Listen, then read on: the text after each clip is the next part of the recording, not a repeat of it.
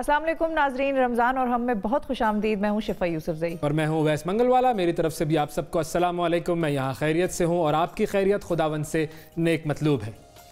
आज के इस प्रोग्राम का आगाज़ हम एक और नाम से करते हैं, अल्लाह ताला का एक बाबरकत नाम, और वो नाम है अल-मुतकब्बिर।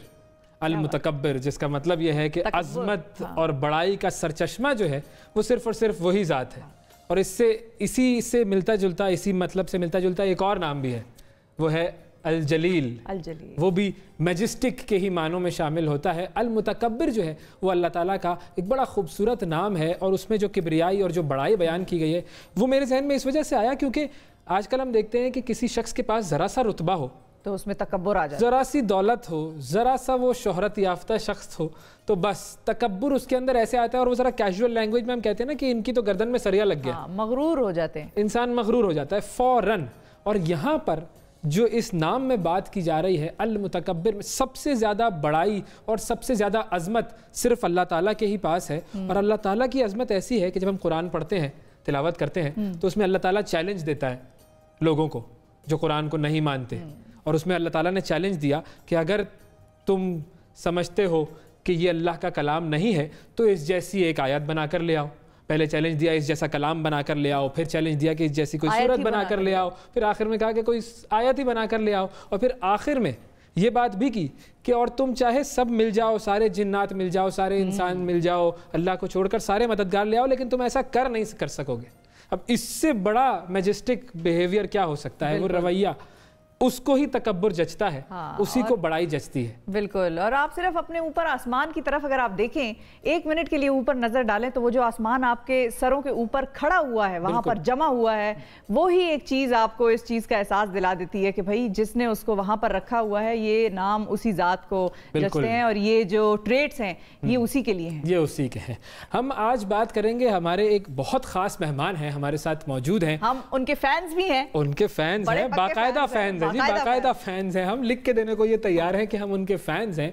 और क्रिकेट की दुनिया से उनका ताल्लुक रहा, खेलते रहे पाकिस्तान की तरफ से, और उसके बाद फिर उन्होंने कई मुमालिक की क्रिकेट टीम्स की कोचिंग भी की। साबिक क्रिकेटर मुश्ताक अहमद साहब आज हमारे साथ मौजूद हैं। उनकी शानदार बॉलिंग हम सब ने देखी है, हम सब ने वो मैचेस देखे हैं जिसमें उन्होंने फैसला कुन किरदार अदा किया, अपनी लेग स्पिन बॉलिंग से उन्होंने जादू जगाया। अच्छा, क्रिकेट के साथ साथ उनका मजहब से भी बड़ा गहरा लगाव है, और कोरोना वायरस की वबा के दौरान उन्होंने घर में सफाई करने की अभी एक वीडियो भी ट्वीट की थी जिसमें मुश्ताक साहब दूसरों को भी घर की सफाई करने की तलकीन कर रहे हैं। मुश्ताक अहमद साहब, कोरोना के जो ये वबा है उसके दिनों में रमज़ान कैसे गुजार रहे हैं, अल्लाह ताला से उनका ताल्लुक कैसे मजबूत हो रहा है और हम कैसे कर सकते हैं, उनसे बात करेंगे। मुश्ताक अहमद साहब, अस्सलाम वालेकुम, बहुत बहुत रमज़ान मुबारक हो आपको। वालेकुम अस्सलाम वरहमतुल्लाहि वबरकातुहू। बिस्मिल्लाहिर्रहमानिर्रहीम। बहुत शुक्रिया to having me in your show. जैसे आपने कहा, कोरोना वायरस की वजह से सारा कुछ लॉकडाउन हुआ है। पीएसएल के मैचेस से हमारा सेमीफाइनल था, तो उसके बाद से अभी तक मैं ये 2 या 3 दफा घर से बाहर निकला हूँ।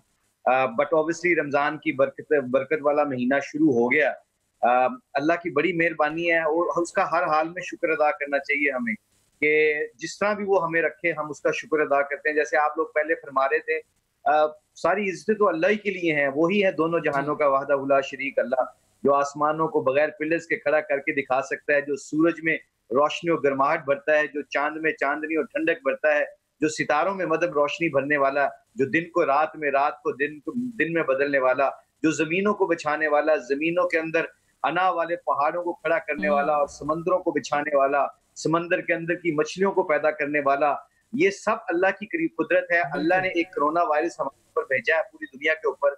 हम अल्लाह से रजू करते हैं इस रमजान मुबारक के महीने में, यही दुआ मांग रहे हैं कि या अल्लाह इसको जल्दी से खत्म कर दे। हम तो अपनी मर्जी से आंखें बंद करके खोल नहीं सकते, तो या अल्लाह हम तेरे मोहताज हैं।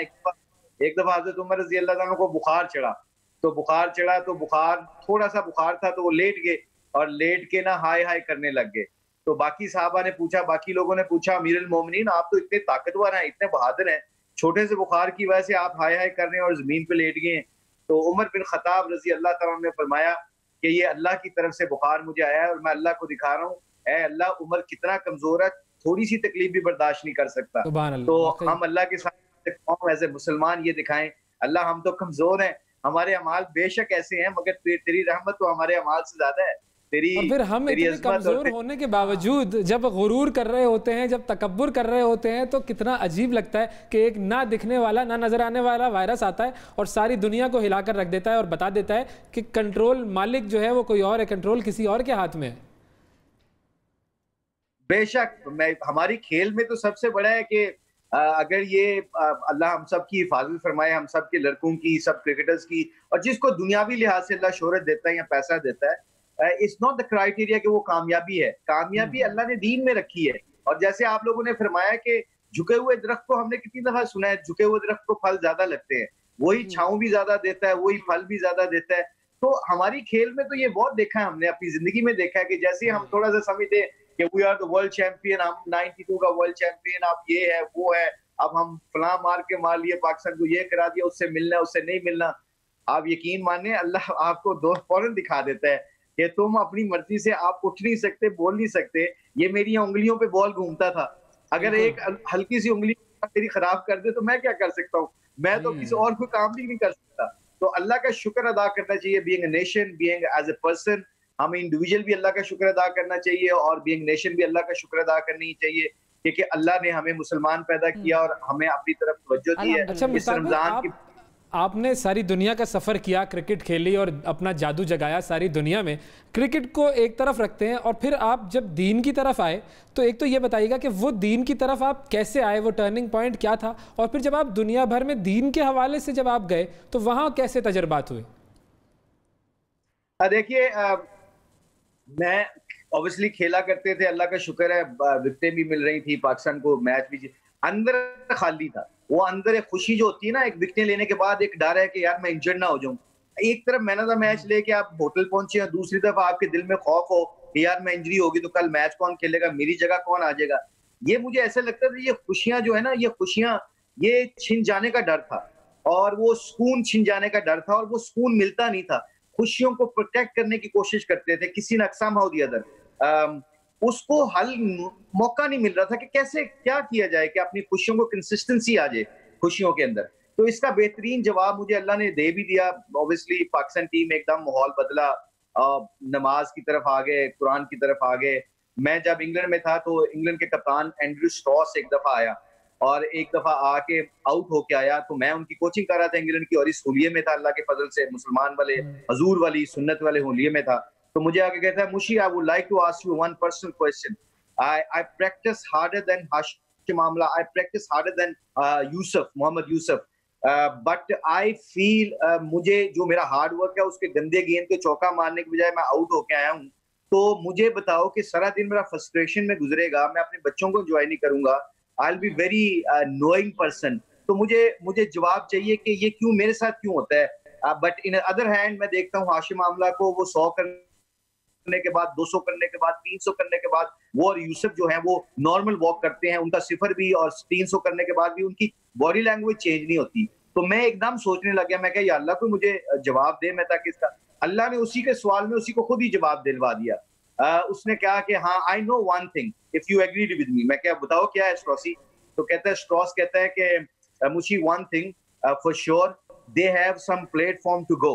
उनके पास कोई जगह है जाने के लिए, वो है उनका अल्लाह। जब वो फेल होते हैं तो वो कहते हैं अल्लाह की तरफ से है, जब वो 300 करते हैं तो वो कहते हैं अल्लाह की तरफ से हुआ।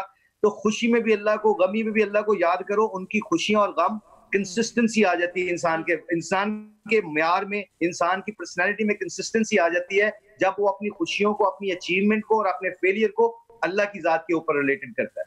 तो ये जो जिंदगी बदली, आपको इन्फ्लुएंस किसने किया था दीन की जानिब रागिब करने वाला? वो सहरा आप किसको देंगे, किसके सर सजाएंगे? देखिए, हमारे पुराने क्रिकेटर हैं जुल्करनैन, वो जो जावेद मियांदा साहब ने छक्का मारा था जिस मैच में, जी। और वो इमरान भाई के साथ भी, जुल्करनैन पुराने wicket keeper, not new one, the old wicket keeper, वो मेरे घर में बड़े चक्कर लगाया करते थे। और फनी इनफ मुझे ये शर्म भी आती हुई कहते, but I will tell you honest कि मैं घर से बाहर कह देता था कि उनको कह दो मैं नहीं हूँ, मैं नहीं मौलवी बनना। तो मैं ये उनको आगे से ना 2-3 दफा रिफ्यूज कर दिया। तो मैंने कहा हम सही हैं, अल्लाह का शुक्र है, हम लोग का हमें क्या है, बट अपने आप को प्रोटेक्ट करते। वो बेचारा आता रहा। एक दिन मुझे बड़ा एहसास हुआ कि मैं अगर किसी के घर जाऊं और किसी के घर जाके मैं किसी को, कोई अंदर से, मुझे पता भी वो अंदर बैठा और मुझे ना बुलाए और मेरा कुलीग हो, क्रिकेटर हो, तो मुझे कैसा लगेगा, मैं तो उसको सारी जिंदगी मुंह नहीं लगाऊंगा। और ये कैसा बंदा है जो मुझे तीसरी दफा मिलने आ गया। खैर मैंने उसकी बात सुनी, उसने मुझे दीन की दावत दी, उसके दावत दी, और दावत देने के बाद फिर अल्लाह का शुक्र है मुझे उनकी बातें अच्छी लगती थी। वो आखिरत की बातें करते थे, जन्नत की जहन्नम की बातें करते थे, कुरान की बातें करते थे, अल्लाह के नबी की बातें किससे सुनाए। तो एकदम वो आपको पता है कि मट्टी जखेर हो, उस पर थोड़ा सा भी कतरा पड़ जाए तो वो चमक जाती है। तो मुसलमान के दिल में अल्लाह तो है ना, तो हल्का सा भी उनको अल्लाह का जिक्र करें, ना चाहते हुए भी हम थूकते नहीं है किबले की तरह मुंह करके, नमाज पढ़े ना पढ़े, हमारे अंदर दिल में तो अल्लाह है ना। बस उसको थोड़ी सी एनवायरनमेंट की जरूरत होती है, थोड़ी सी पानी की जरूरत होती है। वो पानी लग जाता है तो वो मिट्टी सब्जी देती है, सब कुछ वो फायदे देती है बल्कि लोगों को। बिल्कुल ठीक है। अच्छा, हमें यहाँ पर एक छोटी सी ब्रेक पर जाना है मुश्ताक साहब। जब ब्रेक से वापस आएंगे तो आपसे मैंने भी एक सवाल रखा हुआ है, वो भी मैं आपसे पूछूंगी ब्रेक के बाद। नाज़रीन,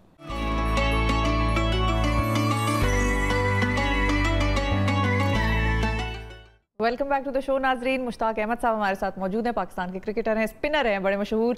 अच्छा मुश्ताक साहब, ये बताएं, मैं बड़ी देर तक ये सोचती रही, अभी ब्रेक में भी बैठ के हम ये सोच रहे थे कि जब आपका दीन की तरफ ज़्यादा ये उनसियत और ज़्यादा ये सफ़र शुरू हुआ, ज़्यादा ज़ोर शोर से, तो जब आपने ऐलान किया, जाहिर है जब ये फ़ैसला किया कि भैया मैं इस तरह इसी हुलिये में इस्लामिक ज़्यादा जिस तरह से होते हैं लोग उस तरह से आ जाऊँगा, तो वो घर वालों का क्या रिएक्शन था? और जो दोस्त अहबाब थे वो तो ऐसे मौके पर बड़ा मतलब बहुत ज़्यादा इनकरेजिंग नहीं होते हमेशा।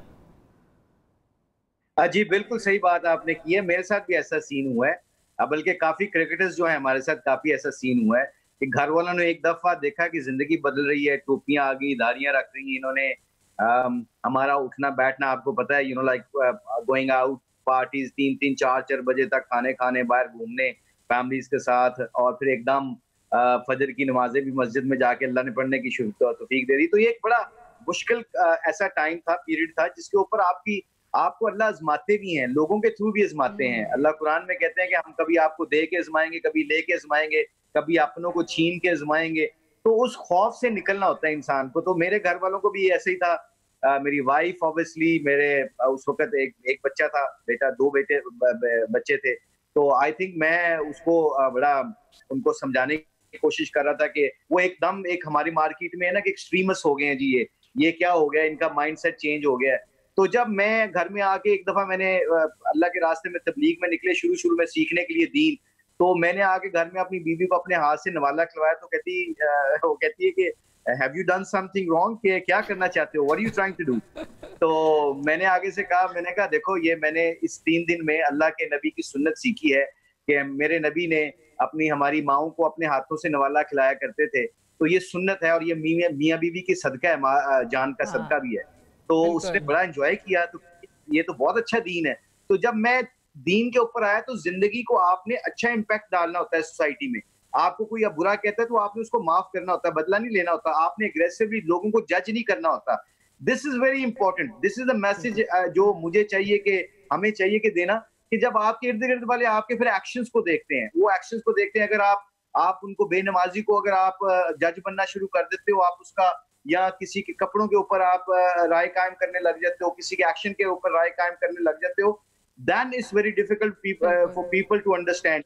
आपने फिर अपना इम्पैक्ट डालना होता है, जो हमारे नबी की जिंदगी है बेसिकली। उन्होंने क्या किया था, वो दिलों को जीतते हैं अपने एक्शंस के साथ।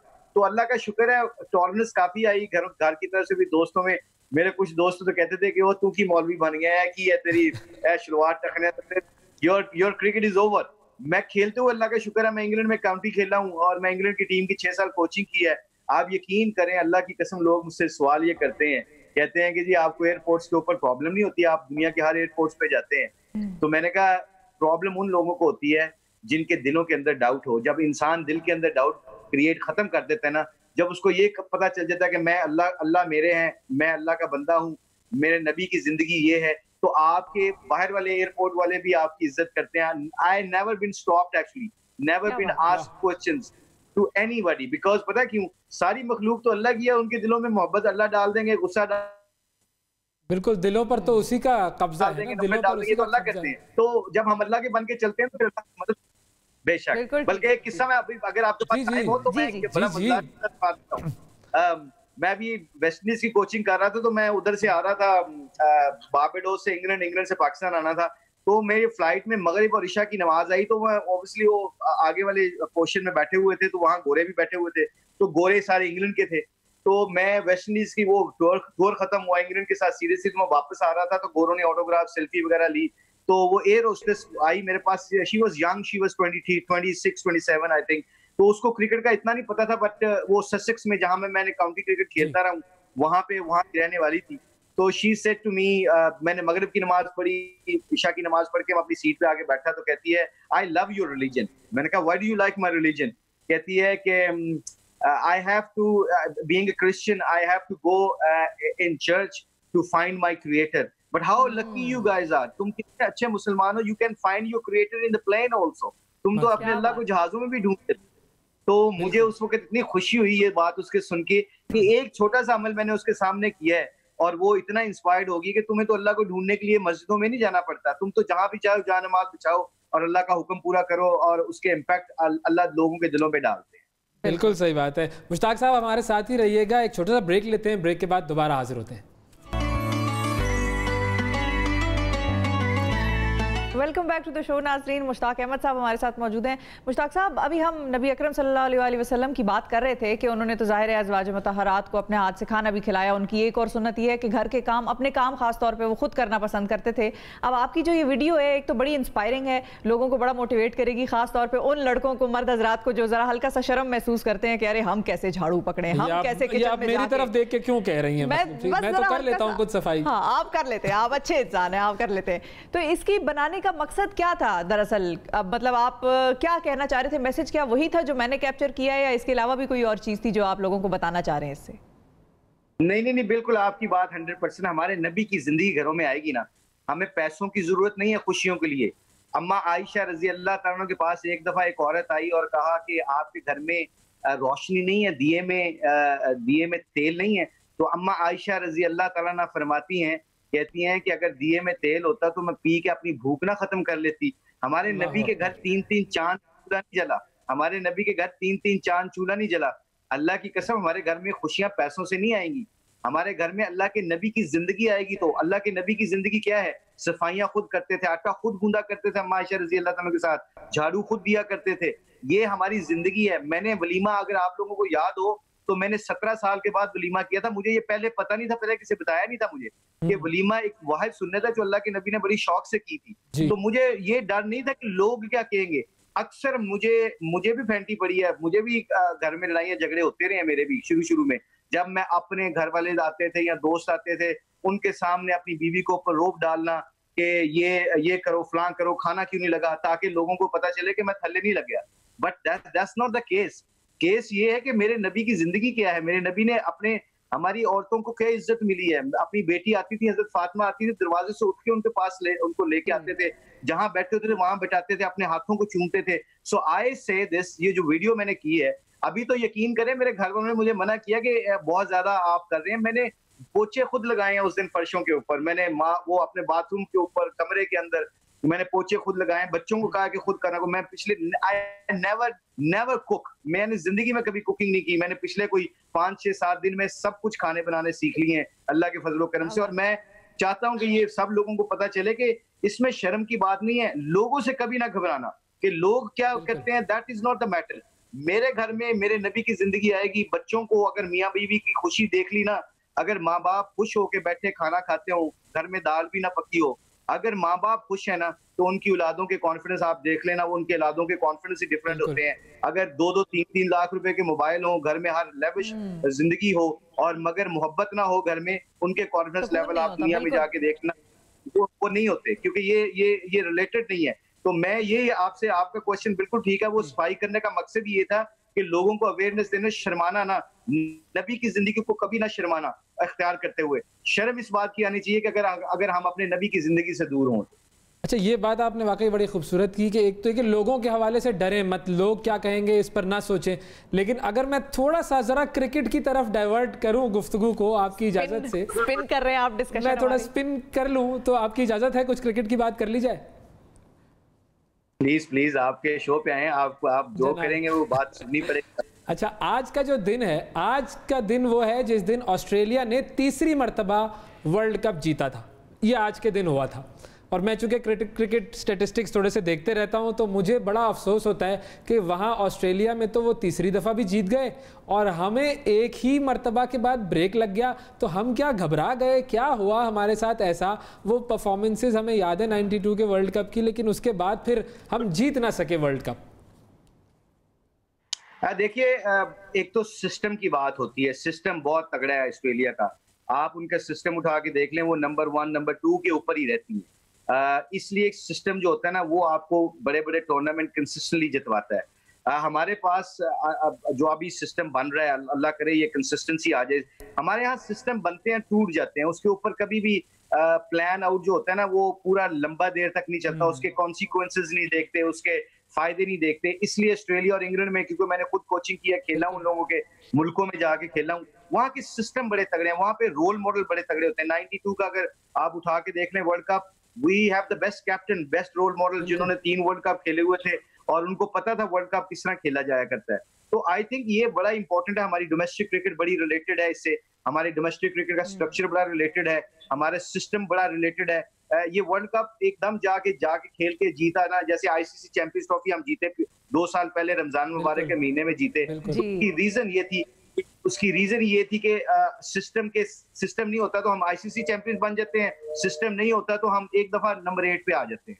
हाँ, तो जो सिस्टम है इसको इम्प्रूव करने की बात है। बिल्कुल बिल्कुल। हाँ जी, अभी अगर आप इजाजत दें तो अजान हो रही है हमारे इलाके में, अजान सुनो अगर आप इजाजत। बिल्कुल बिल्कुल, बल्कि हमारे सेगमेंट का भी वक्त जो है वो ख़त्म हुआ है। बहुत शुक्रिया मुश्ताक साहब, आपने वक्त दिया हमें, और इंशाल्लाह पूरी कोशिश करेंगे कि दोबारा आप हमारे साथ शामिल हों प्रोग्राम में, क्योंकि बहुत सारी ऐसी बातें हैं जो आपसे करनी है। बहुत शुक्रिया मुश्ताक अहमद साहब। एक ब्रेक के बाद दोबारा हाजिर होते हैं।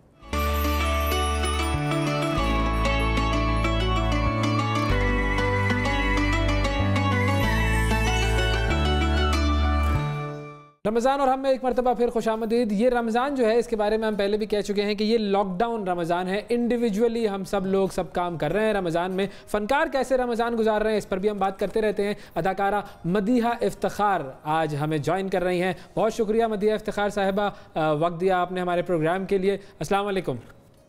वालेकुम अस्सलाम, क्या हाल है वैस? बिल्कुल ठीक, अल्लाह का शुक्र। रमज़ान मुबारक शिफा। आपका रमज़ान कैसा गुजर रहा है इस मरतबा? ये जो लॉकडाउन रमज़ान है, अकेले हम सब काम कर रहे हैं, बाहर नहीं निकल रहे हैं, तो पिछले जो गुजरे रमज़ान से कितना मुख्तलिफ है ये रमज़ान आपका?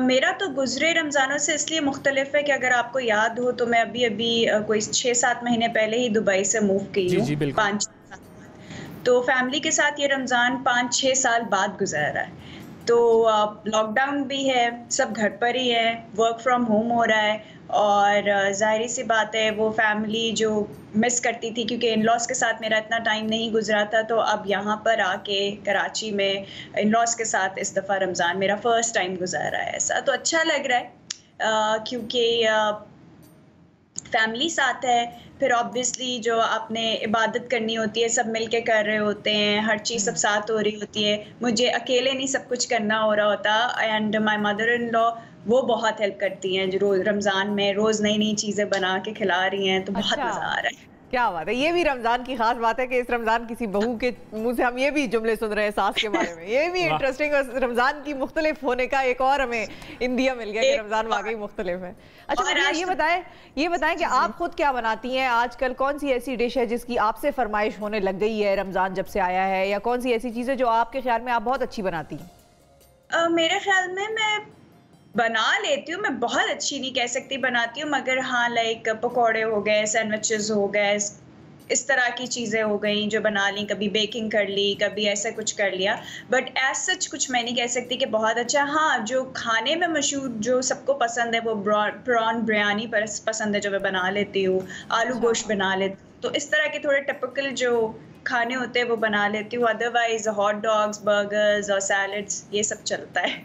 ठीक है भाई, हम फिर लिख लेते हैं। दरअसल मैं और वैस आज बैठे थे तो हम लिस्ट बना रहे थे कि हमने किस किस के घर मास्क पहन के, ग्लव्स पहन के, ये सब एहतियाती तदाबीर लेके जा सकते हैं। तो आपका भी हम नाम लिख रहे हैं। ये तो कराची में है ना, मसला ये हो गया। तो आप तो जा सकते हैं ना कराची? मैं जा सकता हूँ किसी तरीके से। पड़ेगी उसके लिए भी आपको बड़ा केयरफुल रहना पड़ेगा। आई थिंक आप लोगों को फिर किट्स पहन कर आनी पड़ेगी। हाँ बिल्कुल, हम किट्स पहन कर आ जाएंगे, वरना आप हमें भिजवा दीजिए। अच्छा, ये तो चले खैर अच्छी बात है कि वो खाना पकाने से तो एक आपका कुछ हद तक ताल्लुक है, वरना यूजुअली ये होता है कि अदाकार और अदाकाराएं जो है वो खाना पकाने में इतने एक्सपर्ट नहीं होते। मैं भी ये कह रही हूँ, मैं कुछ ज्यादा एक्सपर्ट नहीं हूँ, लेकिन अब 4-5 सालों में सीख सीख के खुद ही बना के एक्सपेरिमेंट्स करके अब मुझे पता चल गया अच्छा खाना कैसे बनता है, तो बन जाता है। और फिर आप खुद बनाती होंगी? एक्ट्रेसेस किसी भी फील्ड में हो ना, बन जाता है। फिर आप खुद बनाती होंगी, खुद खाती होंगी, तो आपको तो अच्छा ही लगता होगा। Exactly. यही तो बात है, जब मैं खाती हूँ और मुझे लगता है ये बुरा तो मैं आगे सर्व ही नहीं करती, जब मुझे लगता है ये अच्छा मैं आगे सर्व कर देती हूँ। सही, स्मार्ट ऑफ यू। अच्छा, अब बहुत सारे लोग, जाहिर है सब लोग रमज़ान अपना जो है वो लॉकडाउन में ही इस वक्त रमज़ान गुजर रहा है सबका, तो आपके ख्याल में उनको आप क्या कहना चाहेंगी, कैसे इस वक्त को बेहतरीन तरीके से यूटिलाइज़ कर सकते हैं? आप क्या कर रही हैं इस वक्त को बेहतरीन यूटिलाइज़ करने के लिए, और लोगों को क्या करना चाहिए? देखिए, रमज़ान और रमज़ान के अलावा रिलीजियसली आई थिंक हम लोगों को काफ़ी कनेक्टेड रहना चाहिए और हमेशा रहना चाहिए, क्योंकि हम दुनिया में आए जिस मकसद के लिए हम वो पूरा नहीं कर रहे।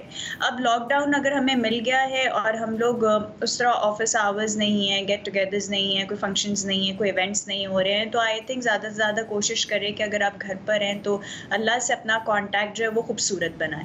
तो मैं तो यही कोशिश कर रही हूँ कि मेरा बन जाए, और अल्लाह जानता है कि कैसे बन सकता है, क्योंकि वो ही है जो बता सकेगा मुझे कि हाँ हमारा कांटेक्ट अब स्ट्रांग हो गया। तो मैं तो उस कांटेक्ट को बहुत स्ट्रांग कर रही हूँ, और घर में रह के भी, और कोशिश कर रही हूँ कि सिर्फ रमज़ान में ही नहीं बल्कि थ्रू आउट जब तक मैं ज़िंदा हूँ तब तक ये कांटेक्ट मेरा और ज़्यादा स्ट्रांग होता रहे। तो आई थिंक लोगों को चाहिए कि रिलीजियसली तो वो कर ही रहे होंगे, आई नो सारा हर कोई कुछ ना कुछ कर रहा है, कोई ऑर्गेनाइजेशंस के साथ मिलके राशन भी बांट रहे हैं, गरीब लोगों की भी देखभाल कर रहे हैं, घरों में भी लॉकडाउन में भी उनकी ये कोशिश है कि वो घर से निकले और हेल्प करे लोगों को। तो हुकूकुल्लाह के साथ हुकूकुल इबाद भी जो है वो बहुत इम्पॉर्टेंट है। और हमारे मुल्क में एक चीज़ तो बड़ी अच्छी नज़र आती है, वो ये है कि इंसान का ख्याल बहुत रखता है, और भी दुनिया में सारी सी बातें सारे ही करते हैं, मगर हम अभी क्योंकि पाकिस्तान की बात कर रहे हैं तो पाकिस्तान में ये चीज़, ये मोहब्बत और ये जज्बा जो नज़र आता है बहुत खुल के नज़र आता है और बहुत खूबसूरत लगता है ये जज्बा, जब एक इंसान दूसरे इंसान को हेल्प कर रहा हो, उसके बुरे वक्त में उसके साथ खड़ा हुआ। और हमारी कौम माशाल्लाह इतनी निडर और इतनी गर्म जोश है कि वो कोई भी काम अगर आप देखें तो वो उतनी ही मेहनत और उतने ही जज्बे से करती है। बिल्कुल सही बात है, वो जो गर्मजोशी है जो चैरिटी में जो नज़र आती है उसको तो सारी दुनिया रिकग्नाइज करती है, और हम बहुत सारे मुल्कों से कहीं ज़्यादा चैरिटी पर खर्च करते हैं। हम बिल्कुल। अच्छा, अब जहाँ चैरिटी की बात होती है तो बहुत सारे ऐसे इदारे हैं जो कि काम कर रहे हैं। हम नेटवर्क का भी हमदर्द का सिलसिला चल रहा है लोगों की मदद के लिए। चैरिटी के हवाले से आप क्या इन्वॉल्व हैं आजकल? हेलो, आई थिंक आपकी आवाज़ थोड़ी कट गई। चैरिटी के हवाले से तक मुझे आवाज़ आई है। मैं पूछ रहा हूँ कि आपकी जो है वो रोज़मर्रा की जो एक्टिविटीज़ हैं आजकल की, उसमें चैरिटी वाला अंसर कितना शामिल हुआ है? उसमें चैरिटी वाला अंसर तो खैर हमेशा से ही शामिल रहा है, क्योंकि मैं और मेरे हस्बैंड शादी के बाद और शादी से पहले मैं और मेरे पेरेंट्स हम लोग मिलकर हमेशा चैरिटी के ऊपर वर्क करते थे। और अगर आपको पता हो, पहले तो ऑब्वियसली अब जब अम्मी अब्बू के साथ थी तो ना सिर्फ नॉर्मल बल्कि जो डेफ कम्युनिटी है उसके लिए भी हम बचपन से ही काम कर रहे हैं और मिल कर रहे हैं और आज तक कर रहे हैं। और उसके अलावा ये है कि जो अब मैं और मेरे हस्बैंड करते हैं, ऑब्वियसली हम लोग छोटी मोटी जो भी चैरिटी होती है आई थिंक बतानी नहीं चाहिए, तो वो हम कर रहे हैं। जो ज़रूरी है, जो करना चाहिए, वो सब पूरी कोशिश है कि हम करें, मगर सिर्फ ये है कि हम बताते नहीं हैं, और बेहतर है कि ना ही बताएं, क्योंकि क्या कहा जाता है ना, एक हाथ से दो तो दूसरे हाथ को भी पता ना चले। तो शायद मैं इसलिए आपको इन डिटेल नहीं बिल्कुल सही बात है, बिल्कुल सही बात है। ठीक है, पूछने का मकसद मदिया सिर्फ ये था कि लोगों को भी हम इस चीज़ की तरफ मोटिवेट करें कि ये वो महीना है जहाँ पर बहुत ज़्यादा अजर व सवाब है इस चीज़ का, कि आप अपने उन लोगों का ख्याल रखें जो तकलीफ में है या जो मुश्किलात में, और फिर वो भी खास तौर पर ऐसे वक्त में जहाँ पर कोरोना की वजह से वैसे ही हमारी मुश्किलात में 2 गुना 3 गुना इजाफा हो गया। तो इसलिए हम आपसे पूछ रहे थे, लेकिन अच्छा करती है, नहीं बताती, बस करती रहिए इसी तरह से, चाहे छुपके करे लेकिन करती रहिए। और यही लोगों के लिए भी हमारा पैगाम है कि ये चीज़ बहुत ज़रूरी है, होनी चाहिए। बहुत शुक्रिया अदा करेंगे मदिया आपका, और वी होप कि आपका रमज़ान इसी तरह ब्लेस्ड गुजरे और पाकिस्तान में भी इसी तरह जो है रमज़ान की बरकतों से कम से कम हमारी ये लड़ाई जो कोरोना से हम लड़ रहे हैं वो ख़त्म हो जाए। बिल्कुल, इंशाल्लाह। अच्छा, आप चूँकि पाकिस्तान से ज़रा दूर जाने का वक्त हुआ है, आ गया है, किसी मुल्क की तरफ आपको लेकर चलते हैं, तो आज ज़रा हम जानते हैं मिस्र की तारीख के बारे में।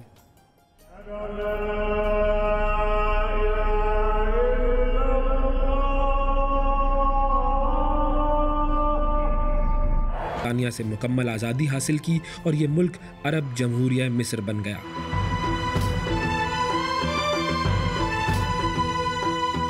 फ़न तामीर के हवाले से दुनिया की सबसे ज़्यादा पुरस्कार और मुतासिर कुन चीज़ एहराम मिस्र भी इसी सरजमीन पर है। दुनिया के 7 अजायब में से एक एहराम मिस्र बुनियादी तौर पर फ़राईन मिस्र के मकबरे हैं, जिनमें फ़राईन की हनूत शुदा लाशें रखी गई हैं। मिस्र की ये तहजीब कई साल क़ब्ल अज़ मसीह की है, जो 4000 साल तक कायम रही। एहराम मिस्र में गज़ा का अजीम एहराम दुनिया के 7 अजायबात में से वो वाहिद अजूबा है जो कि अभी तक अपनी असल हालत में मौजूद है।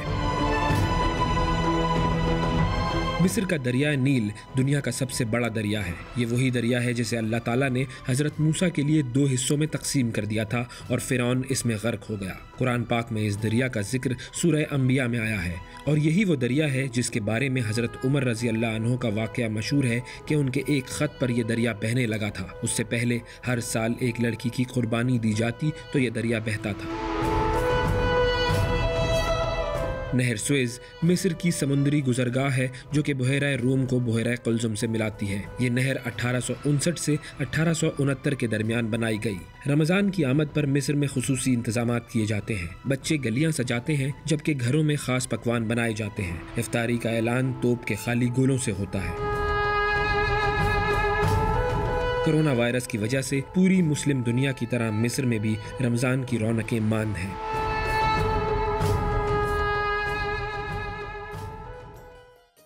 जी, तो मिस्र की तारीख़ और माजी और हाल के बारे में मालूमात देख ली आपने। अब ज़रा हम दोबारा से अपने मेहमानों की तरफ आते हैं। एक बड़ा अहम मसला है जो आज हम उठाना चाह रहे हैं अपने इस प्रोग्राम में।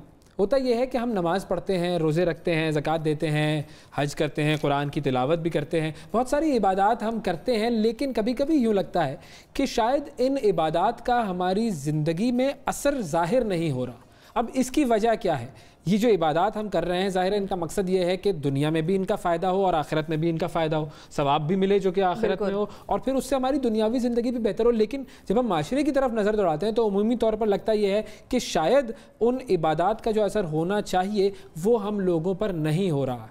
तो क्या इबादत का जो ताल्लुक़ है हमारी ज़िंदगी में वो क्या कम हो गया है और क्या वजह है कि वो इबादत का असर ज़िंदगी में नज़र नहीं आता? तो इस हवाले से हम बात करेंगे। हमारे साथ मौजूद हैं मशहूर स्पीकर डॉक्टर जावेद इकबाल साहब। अस्सलाम वालेकुम डॉक्टर जावेद साहब, बहुत शुक्रिया वक्त देने के लिए प्रोग्राम में। जो मसला हम उठा रहे हैं वो ये कि इबादत का ज़िंदगी पे असर नज़र क्यों नहीं आ रहा, तो इसके बारे में आप क्या कहेंगे? क्या वाकई ऐसा है, ये ऑब्जर्वेशन ठीक है? देखिए, ऐसा है कि हमारे इर्द गिर्द एक जिंदगी है जिसको हम अपने हवा से हमसा से परख सकते हैं और जैसे हम देख सकते हैं, सोच सकते हैं और साइंस उसको इंक्वायरी के प्रिंसिपल के तहत वेरीफाई करती है।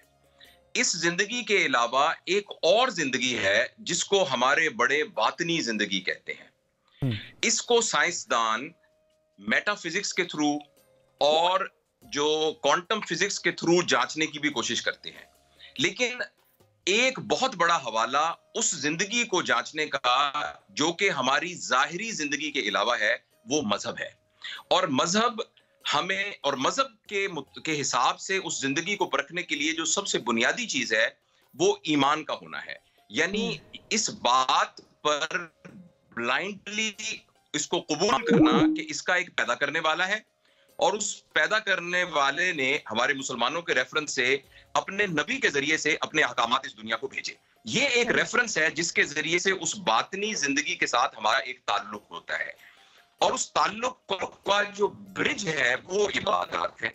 और हर मजहब में एक खास किस्म के रिचुअल्स और खास किस्म की इबादत बताई जाती हैं जिनके जरिए से इंसान अपने अंदर झांक कर उस बातनी जिंदगी अपना एक बना लेता है। देखिए, इसकी जो जाहिरी शक्ल है, जैसे नमाज को अगर आप देखेंगे तो बज़ाहिर तो एक जाहिरी शक्ल है ना, उसमें हाथ उठाते हैं, आप रुकू में जाते हैं, सजदे में जाते हैं।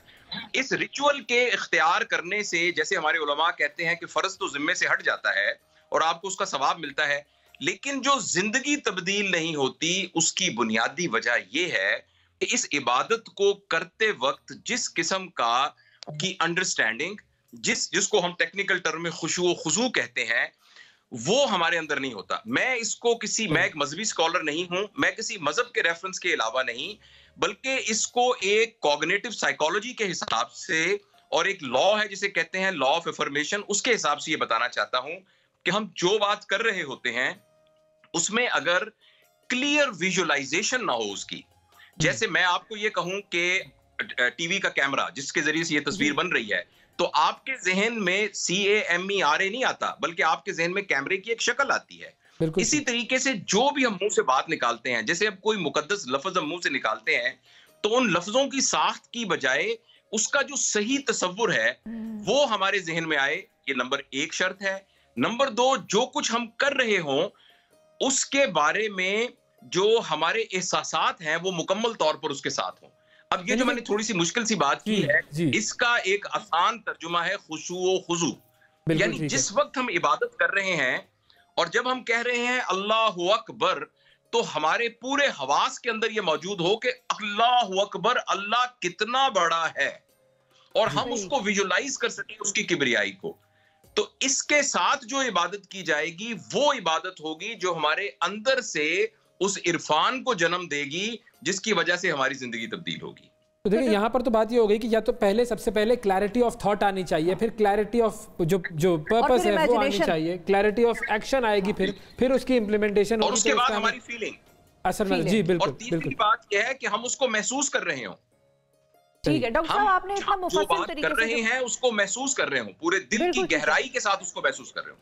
अब डॉक्टर साहब बहुत मुफस्सल आपने एक रीज़न बता दिया है कि क्यों हमें ऐसा लगता है कि हमारी इबादत हम कर रहे हैं वो शायद उनका हमारी ज़िंदगी पर असर नहीं हो रहा, लेकिन यहाँ पर फिर एक काउंटर आर्ग्यूमेंट ये आता है। बहुत से नौजवान जो लड़के लड़कियाँ हैं वो ये कहते हैं देखिए हम नमाज़ें भी बड़ी बाकायदगी से पढ़ते हैं, हम अल्लाह के करीब भी होना चाहते हैं, हम सदका खैरात भी करते हैं, हम वो तमाम काम कर रहे हैं और बड़ी नेक नियती से कर रहे हैं और बहुत ही आजिज़ी के साथ भी कर रहे हैं, जो कि अल्लाह ताला ने कहा है कि उसके अहकामात हैं कि वो हम करें, लेकिन उसके बावजूद वो जो दिल में सुकून है वो कहते हैं वो मिसिंग है। अब क्या उसका भी लिंक इसी चीज से जो आपने बताया कि हम जब नमाज पढ़ते हैं, सजदा करते हैं, तो हम बहुत जल्दी में भी होते हैं, हमारा बहुत सी चीजें जहन पर होती हैं, उस सारी चीज को हम क्लियर करें और हम सिर्फ नमाज ही पढ़ रहे हो, वही एक जुज़ात है हमारे जहन पर हो, उसके अलावा कुछ ना हो। यही आपके इस सवाल का भी जवाब है। देखिए बात ये है ना, जो इबादत के लिए एक तो ये है ना कि अल्लाह ने कहा है कि हम इबादत करेंगे, एक ऑर्डर दिया गया है, उसको हमने एग्जीक्यूट करना है। एक दूसरा एहसास है वो ये है कि अब्द होने की हैसियत से मेरे पास कोई और चॉइस ही नहीं है सिवाय इसके कि मैं उस खुदा के सामने झुकूं। मेरी बात समझ रहे हैं ना? जैसे ये कि ये नहीं कि मुझे कहा गया तो मैं कर रहा हूं, मेरे पास कोई और चॉइस ही नहीं है, इसलिए कि मैं अब्द हूं और मुझे अपने अब्दियत के इजहार के लिए उसी खुदा के सामने झुकना है। और दूसरी बात यह है कि इस सिलसिले के अंदर जल्दी कोई नहीं है और ताल्लुक बनाने में वक्त लगता है। देखिए ना, हम कितनी देर दुनिया के साथ ताल्लुक में अपना 24 घंटे खर्च करते हैं और कितनी देर हम उस बातनी जिंदगी के साथ अपने ताल्लुक बनाने के लिए वक्त खर्च करते हैं। अब आप उस रेशो से देखिए ना, अगर हम 24 घंटे में से 22 घंटे तो कुछ और सोच रहे हैं, 22 घंटे तो हमारा एहसास, हमारे जज्बात वो किसी और तरफ मरकूज हैं, और सिर्फ 15-20 मिनट में अगर हम चाहेंगे कि उसकी वजह से एकदम हमारे दिल की हालत बदल जाए तो ये तो मुमकिन नहीं है। हमें उसके ऊपर ज्यादा करना पड़ेगा। आपने बता दिया डॉक्टर साहब। अच्छा, अब चूंकि इससे फिर ज़िम्नी सवाल ये निकलता है कि अब दुनिया की तरफ कितनी तवज्जो दी जाए, क्योंकि मसला ये है कि हम तो दुनिया में इतना ज़्यादा इन्वॉल्व हो गए हैं कि हर वक्त हमारे जहन में दुनिया ही चल रही है, पैसा ही चल रहा है, सारे मामलात ही चल रहे हैं। नमाज हम पढ़ रहे होते हैं लेकिन वो जो आयत है उसकी तिलावत तो ज़बान से जारी होती है, दिमाग में तो चल रहा होता है हिसाब किताब। तो कैसे हम उसको बैलेंस कैसे अचीव कर सकते हैं? ये सवाल एक किसी बड़े से पूछा गया था, बुजुर्ग से, कि ये बताइए कि कितनी तवज्जो दुनिया पे दें और कितनी तवज्जो आखिरत पे दें। तो उन्होंने एक बड़ी जबरदस्त बात की। मेरा मुंह छोटा है, मैं वो बड़ी बात कहते हुए डरता हूं। उन्होंने ये फरमाया था कि जिस जगह पर ज्यादा रहना है वहां ज्यादा तवज्जो दें। तो हम सब, लेकिन ये एक बड़ों की आइडियल बात है। अब खुद ही देखिए ना कि इस दुनिया में हमने जितना रहना है उसकी, लेकिन मैं इसको एक साइंटिफिक व्यू में अर्ज करता हूं आपसे। आप खुद ही देख लें कि हमारी कितनी जरूरत है। मेरी रोटी खाना खाने की कितनी जरूरत है, मेरी कपड़ा पहनने की कितनी जरूरत है, मेरे घर बनाने की मुझे कितनी जरूरत है। हमारी असल में प्रॉब्लम यह है कि हम जिस चीज को अपनी जरूरत समझ रहे हैं वो असल में हमारी ख्वाहिश है। तो ख्वाहिश और जरूरत के दरमियान एक लाइन ड्रॉ करने की जरूरत है। जो जरूरियात हैं आपकी और आसाइश के साथ वो जरूरियात पूरी हो, इसके लिए तो खूब मेहनत करनी चाहिए, खूब जद्दोजहद करनी चाहिए। इसी से ही दुनिया का ये पूरा पहिया चलेगा, ये इकोनॉमी सारी मूव करेगी। लेकिन ये जरूर हमें ज़हन में रखना चाहिए कि कहाँ जरूरत की हद खत्म होती है और ख्वाहिश की हद शुरू होती है। और जब हमारी एनर्जी सारी ख्वाहिशात को पूरा करने में लग जाती है, तो ख्वाहिश की अगर आप डिक्शनरी में डेफिनेशन देखिए तो वो ये है कि जो कभी पूरी ना हो। और आप खुद भी देखिए कि अगर किसी शख्स को 100 रुपए की ख्वाहिश है, तो अगर ये मैं और आप खुद भी तजुर्बा कर सकते हैं, जो ही उसके पास 90 रुपए आएंगे तो उसकी ख्वाहिश 100 रुपए की बजाय 1000 रुपए की हो जाएगी। बिल्कुल। और जब उसके पास 999 रुपए आएंगे तो ख्वाहिश 1 लाख पे चली जाएगी। ख्वाहिश की तो तारीफ ही यही है कि जो कभी पूरी ना हो। अब आप खुद सोचिए, आप एक ऐसे सफर पे निकले हुए जिसकी कोई मंजिल ही नहीं है, आप उसको हासिल करना चाहते हैं जो कभी पूरा ही नहीं होगा, तो फिर आपको सुकून कहां से मिलेगा? और फिर हम ये ख्वाहिशात के चक्कर में फंसते चले जाते हैं, बिल्कुल फंसते चले जाते हैं, दुनिया में उलझ जाते हैं। सही है, लाहासिल है। जी जी, लाहासिल। तो हमें एक बड़ा बैलेंस रखने की जरूरत है। और मैं आपको यकीन दिलाता हूं कि ये जो अल्लाह की यानी जो बातिनी सफर, मैं बातिन का लफ्ज इसलिए बोल रहा हूं कि हो सकता है हमारे सुनने वालों में हमारे मुसलमान भाई भी हों, हमारे क्रिश्चियन भाई भी हों, हिंदू भी हों, सिख भी हों और मज़ाहिब के लोग भी हों। मैं अंदर की दुनिया की बात कर रहा हूं आपसे। तो हम चूंकि मुसलमान हैं तो हमारा रेफरेंस जो है वो इस्लाम है। तो मैं ये अर्ज करना चाहता हूं कि जो बातिनी जिंदगी हमारे साथ है, इसके लिए भी उसी तरीके से एफर्ट करनी पड़ेगी। आप देखिए ना, आप एक दुकान खोलते हैं तो क्या अगले दिन ही दुकान से बहुत ज्यादा मुनाफा आना शुरू हो जाता है? क्या अगले दिन ही आप प्रॉफिट में जो है रैंकिंग में ऊपर चले जाते हैं? इसी तरीके से जब आप थोड़ा सा शुरू तो हम करें, थोड़ा सा खुदा की तरफ पूरे शऊर के साथ और पूरी अपनी ज़हनी और हमारी जो जज्बाती जो हमारी ताकत है उस सारे के साथ हम अल्लाह की तरफ मतवज्जो हो, तो आप देखिएगा कि ये सफर तो दुनियावी सफर से बहुत ज्यादा आसान है।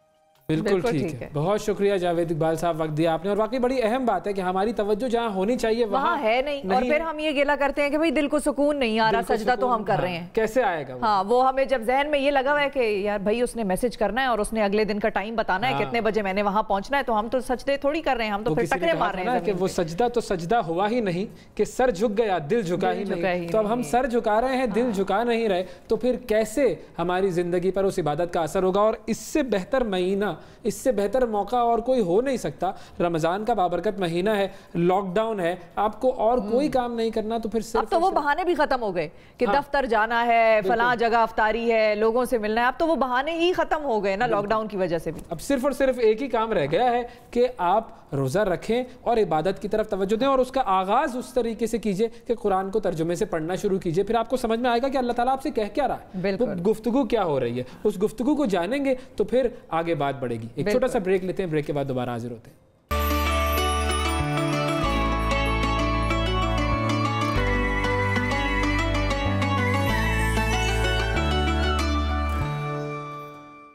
रमज़ान और हम में एक मरतबा फिर खुशामदीद। वफाकी हुकूमत ने रमज़ान से पहले उलमा के साथ मिलकर एक ज़ाब्ता अखलाक तैयार किया था, 20 नकाती एक हिदायतनामा जारी किया था और उसके मुताबिक मसाजिद को महदूद पैमाने पर बाजमात नमाज और तरावी की इजाज़त दी थी, और वो कुछ शराइत के साथ थी। लेकिन एक सर्वे किया गया, पतन नामी एक इदारा है, उसने एक सर्वे किया और उस सर्वे में 194 मसाजिद का जायज़ा लिया गया, और उस सर्वे में ये बात सामने आई कि तकरीबन 96% मसाजिद में लोग बाहर फुटपाथ पर और सड़कों पर नमाज पढ़ते हुए नजर आए, जबकि लगभग 89% नमाजी बगैर मास्क पहने नजर आए। 2/3 मसाजिद ऐसी थी कि जिसमें बुजुर्गों के साथ साथ बच्चों को भी देखा गया। पतन की सर्वे टीम ने 15 मुख्तलिफ शहरों में यह सर्वे किया था और 194 मसाजिद का जायजा लिया था। इस पर हम बात करेंगे। हमारे साथ पतन के सरबराह जनाब सरवर बारी साहब मौजूद हैं। अस्सलाम वालेकुम सरवर बारी साहब, सबसे पहले तो ये बताइए कि ये जो सर्वे किया गया है इसमें जो 194 मसाजिद का जायजा लिया गया, तो आपकी फाइंडिंग्स क्या थी?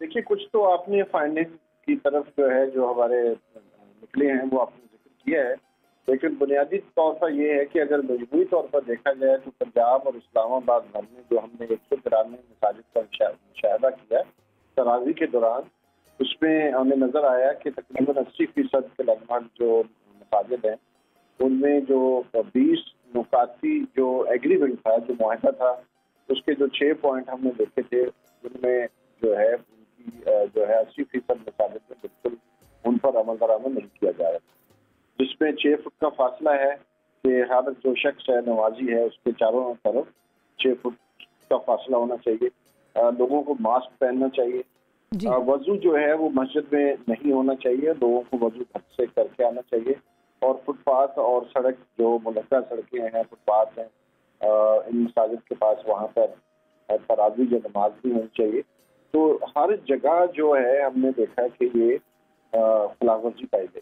ठीक है। अच्छा सरवर साहब, एक और चीज़ जो मैं पूछना चाहूँगा आपसे वो ये कि ये सर्वे जो है वो ज़ाहिर पंजाब में हुआ है, तो पंजाब में अगर हम वैसे मस्जिदों की तादाद देखें तो लाखों मसाजिद होंगी पंजाब में, लेकिन उनमें से 194 का जो आपने एक नंबर चुना है सैंपल साइज़, क्या ये बहुत कम नहीं है और कैसे हम कहेंगे कि ये एक वैलिड सैंपल है?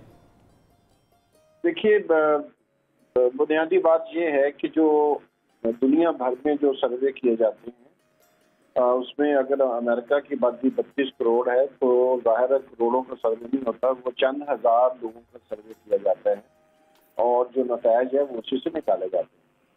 तो इसी तरह हमने ये सोचा कि हम रैंडमली कुछ मसाजिद को देखें और उसकी बुनियाद पर हम ये कह सकते हैं कि अगर ये जो हमने 194 मसाजिद का मुशाहिदा किया है और उसमें 80% मसाजिद में जो है खिलाफवर्जियाँ पाई गई हैं, तो इस बात का पूरा एहतमाल है या हम ये जनरलाइज कर सकते हैं स्टैटिस्टिक्स सर्वेस तो जी जो एक साइंसी नॉलेज है, सर्विस इसी तरीके से होते हैं, स्टैटिस्टिक्स इसी तरीके से चलती है, बिल्कुल सही कह रहे हैं आप। लेकिन मैं कह रहा हूं कि चूंकि हमारा जो पॉपुलेशन साइज है वो बहुत ज़्यादा है मसाजिद का, तो क्योंकि क्वालिटेटिव सर्वेज भी होते हैं, क्वांटिटेटिव सर्वेज भी होते हैं, ये जो सर्वे है वो 194 वाला सैंपल साइज, क्या आपको लगता है कि ये लाखों मसाजिद के एक के हिसाब से अगर देखा जाए तो 194 is a justified sample size? देखिए, ये बुनियादी बात यही है कि मैंने जैसे कहा कि पाकिस्तान में भी इलेक्शंस के दौरान और दुनिया भर में इलेक्शंस के ओपिनियन पोल होते हैं और अगर चंद हज़ार लोगों को मुनासिब तरीके से सिलेक्ट किया जाए तो वो एक रिप्रेजेंटेटिव सैंपल बन जाता है। हम हरगिज़ नहीं कह रहे कि हर मसाजिद में यही हो रहा है, लेकिन हम एतमाद के साथ जनरलाइज कर सकते हैं कि ये जो नतायज निकले हैं वो आप रेंडमली किसी भी मस्जिद में चलेंगे आपको यही सूरत हाल नजर आएगी। क्योंकि जब प्रेजेंट किया जाता है तो ऐसा होता है कि 80%, 90% मसाजिद ऐसी हो रही हैं, तो लोग जब हेडिंग देखते हैं तो उसमें ये होता है कि जी 80% या 90% मसाजिद खिलाफ वर्जी कर रही हैं और कवानीन की, और बाद में जब वो डिटेल पढ़ते हैं जो शायद 90% लोग नहीं पढ़ते होंगे तो उसमें लिखा होता है कि जी ये सिर्फ 194 मसाजिद का सैंपल था, बाकी लाखों मसाजिद का सैंपल तो ऑब्वियसली नहीं था। ये इस वजह से मैं इस बात को कर रहा हूँ। देखिए ये मैं फिर कहूँगा कि देखिए हमने जो मसाजिद का सैंपल दिया है, जो हमारे पास जो हमने रिपोर्ट निकाली है जो आपके पास भी पड़ी होगी, उसमें जो शहरों के अंदर बड़ी बड़ी मसाजिद हैं जिनको हम जामे मस्जिद कहते हैं, वहाँ पर जो लेवल ऑफ वायलेशन है इस एग्रीमेंट की वो रिलेटिवली कम है। अच्छा, लेकिन यूं आप दूर दराज इलाकों में जाते हैं तो वो वायलेशन बढ़ती जा रही है। पुलिस और इंतजामिया ने जो एनफोर्समेंट करनी है वो भी उन इलाकों में कम है जहां पर वायलेशन का लेवल ज्यादा है। तो सर वारिस साहब, फिर यहाँ पे एक और सवाल होता है, जहन में आता है कि जब आप लोग दूर दराज के कस्बों देहातों में भी गए हैं ये सैंपल लेकर और इसको सर्वे करने के लिए, तो क्या वहाँ पर आप लोगों को इस किस्म की फाइंडिंग्स भी मिली? क्योंकि मैंने एक दो जगहों पर ये भी पढ़ा कि दूर दराज के कस्बे देहातों में तो लोगों को पता भी नहीं है कि ये इस किस्म का कोई एलामिया हुकूमत की तरफ से जारी हुआ है जिसमें ये शराइत दी गई हैं, 20 नुकात तय किए गए हैं। ये भी मैंने एक दो जगहों पर पढ़ा है। आपकी क्या इस हवाले से फाइंडिंग्स है? जिन कस्बों देहातों में आपकी टीम गई है, क्या हर जगह पर अवेयरनेस थी इस चीज़ की, इस एलामिया और ये जो 20 नुकात थे इसके बारे में पता था सबको, अमले को, मसाजिद में, इंतजामिया को? कि पाकिस्तान में इस वक्त तकरीबन हर शख्स को पता है कि टीवी की डिबेट क्या होती है, लोग घरों में बंद हैं, वो पिछले एक माह से मुसलसल टेलीविजन देखते हैं पूरा दिन, उनका ज्यादा टाइम आपको खुद भी मालूम होगा कि जो व्यूअरशिप है वो दैट हैज गॉन अप। तो और हमने चेक भी किया है कि लोगों का बहुत ज्यादा आगाही है, लेकिन इससे बड़ी बात ये है कि जिन उलमा कराम ने ये एग्रीमेंट किया हुकूमत पाकिस्तान के साथ, उन्होंने अपनी अपनी मसाजिद, और आपको मालूम है कि तमाम जो हमारे फिक्रा हैं, चाहे वो देवबंदी है, बरेलवी है या अहले सुन्नी है, उनकी एसोसिएशन है वो उसके लिहाज से, और वो इन्फॉर्म करते हैं। पुलिस ने इन्फॉर्म किया है और बहुत सारी मसाजिद से हमने पैनाफ्लेक्स भी लगे हुए देखे हैं। तो ये नहीं कहा जा सकता कि लोगों को इल्म नहीं, लोगों को बिल्कुल इल्म है। एक और सर्वे हम करने जा रहे हैं जो इंशाल्लाह हम इस हफ्ते के आखिर में मुकम्मल करेंगे। वो ओपिनियन पोल है कि लोगों को अगर पता है तो वो वायलेशन क्यों कर रहे हैं। सही है, बिल्कुल, बहुत शुक्रिया सरवर बारी साहब, बल्कि इंटरेस्टिंग सर्वे होगा। और मेरे ख्याल में आपको मसाजिद का सर्वे आपने किया, उसके साथ साथ ये सर्वे भी करना चाहिए कि जो और दीगर जगहें खुली हुई हैं वहाँ पर कितनी वायलेशंस हो रही हैं, ताकि दोनों तरफ का कंपैरिजन हमारे सामने आ जाए। बहुत शुक्रिया आपका। अच्छा, अब चूँकि एक और मामला है इस्लामाबाद के हवाले से। इस्लामाबाद की ज़िला इंतज़ामिया ने 2 माह बाद शहर के मुख्तलिफ पार्क्स और ट्रेल खोलने का नोटिफिकेशन जारी कर दिया है। नोटिफिकेशन के मुताबिक खेलों के मैदान बंद रहेंगे। दूसरी तरफ रमज़ान के दौरान इस्लामाबाद में फलों और सब्जियों की कीमतें कई गुना बढ़ गई हैं। ज़िले इंतज़ामिया इस हवाले से क्या कर रही है? कोरोना वायरस के केसेस बढ़ने के बावजूद पार्क्स और ट्रेल खोलने का फैसला क्यों किया गया है? हमारे साथ डीजी ICT सैयदा शफक साहिबा मौजूद हैं। अस्सलाम वालेकुम शफक साहिबा, सबसे पहले तो ये बताइए कि ये जो पार्क्स और जो ट्रेल्स को खोलने का जो एक नोटिफिकेशन जारी किया गया है, ये क्या कहता है और क्या ये खतरनाक साबित नहीं होगा? जी अस्सलाम वालेकुम। ये जो नोटिफिकेशन किया है ये बेसिकली इसलिए किया गया है कि लोगों को एक मौका मिलेगा थोड़ी सी हेल्दी एक्टिविटी करने का, घर से बाहर निकलने का।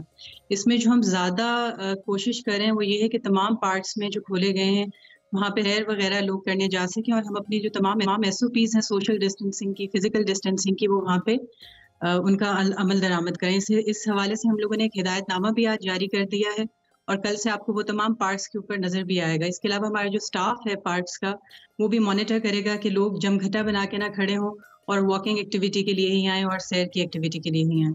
लेकिन आर यू श्योर, मतलब आपकी क्या इंतजामिया और आपके साथ जितने लोग बैठे थे मीटिंग में जहां पर ये फैसला हुआ, क्या वो लोग सर्टन थे कि इससे नंबर नहीं बढ़ेगा? क्योंकि इस्लामाबाद में तो ऑलरेडी 265 के करीब जो है वो जो है नंबर आ गया है, पेशेंट्स आ गया है, 12,500 तो बहुत ज्यादा नंबर जा रहा है और अब तो ज्यादा सख्ती से लॉकडाउन कर लें ये भी आ रहा है, सामने आ रही है। तो क्या आप लोगों को नहीं लगता कि इससे नंबर बढ़ जाएगा? जी बिल्कुल। एक्चुअली जो हमारे पार्क्स इस्लामाबाद के हैं वो दे आर वेरी स्पेशियस, उसमें हम लोग जो है ये इम्प्लीमेंट करा सकते हैं। हम लोग ये कोशिश करेंगे कि लोग इकट्ठे ना हों, एक 6 फुट का डिस्टेंस अपने दरमियान रखें, वॉक करने के लिए आएँ। अच्छा है, लोगों को थोड़ी सी हेल्दी एक्टिविटी मिलेगी। I think it's going to be positive. जो हम लोग बात चैलेंज बड़ा है आप लोगों की टीम के लिए। जी, it's going to be a big challenge no doubt, but we are up to it and इंशाल्लाह विल इंश्योर कि हम लोग तमाम जो SOPs हैं हमारी इस हवाले से जो वक्तन फवक्तन इशू होती रही हैं हम उनको इम्प्लीमेंट कराएं इंशाल्लाह। बहुत शुक्रिया सैयदा शफक हाशमी साहिबा हमारे साथ मौजूद थी। एक छोटा सा ब्रेक लेते हैं, ब्रेक के बाद दोबारा हाजिर होते हैं।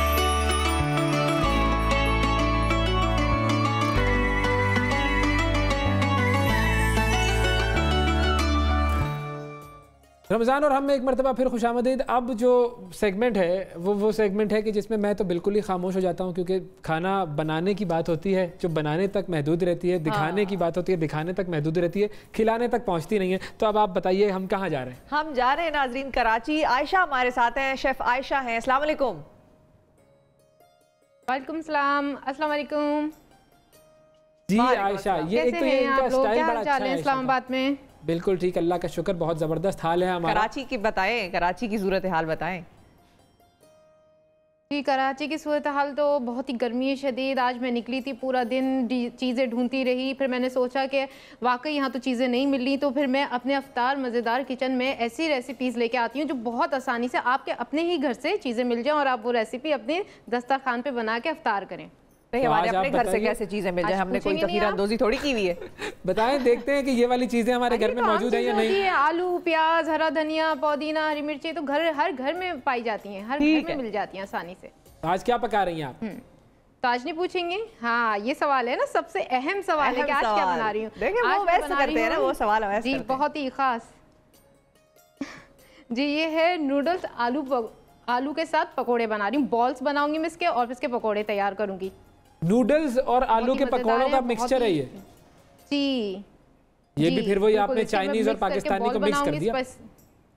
जी बिल्कुल, चाइनीज और आज पाकिस्तानी फिर मिक्स है। बिल्कुल, ये सीपेक के असरात हैं। चलें शुरू करें, बताइए जी। मोहब्बत, हाँ चलें मैं बताती हूँ। यहाँ पे मैंने 4 आलू लिए थे जो कि बॉईल कर लिए हैं, 7 नूडल्स लिए थे, छोटा वाले जो पैकेट आते हैं, सब जानते हैं, बच्चों को बहुत फेवरेट है, वो ले लेते हैं हम। इसमें हम डालेंगे नमक हस्बे ज़रूरत, क्योंकि हम जो नूडल्स का पैकेट आता है उसका भी मसाला डालेंगे। कुटी काली मिर्च डालेंगे, साथ हम इसमें हरी मिर्चें डालेंगे, हरी प्याज डालेंगे, बारीक चॉप हुए हुए हरा धनिया डालेंगे।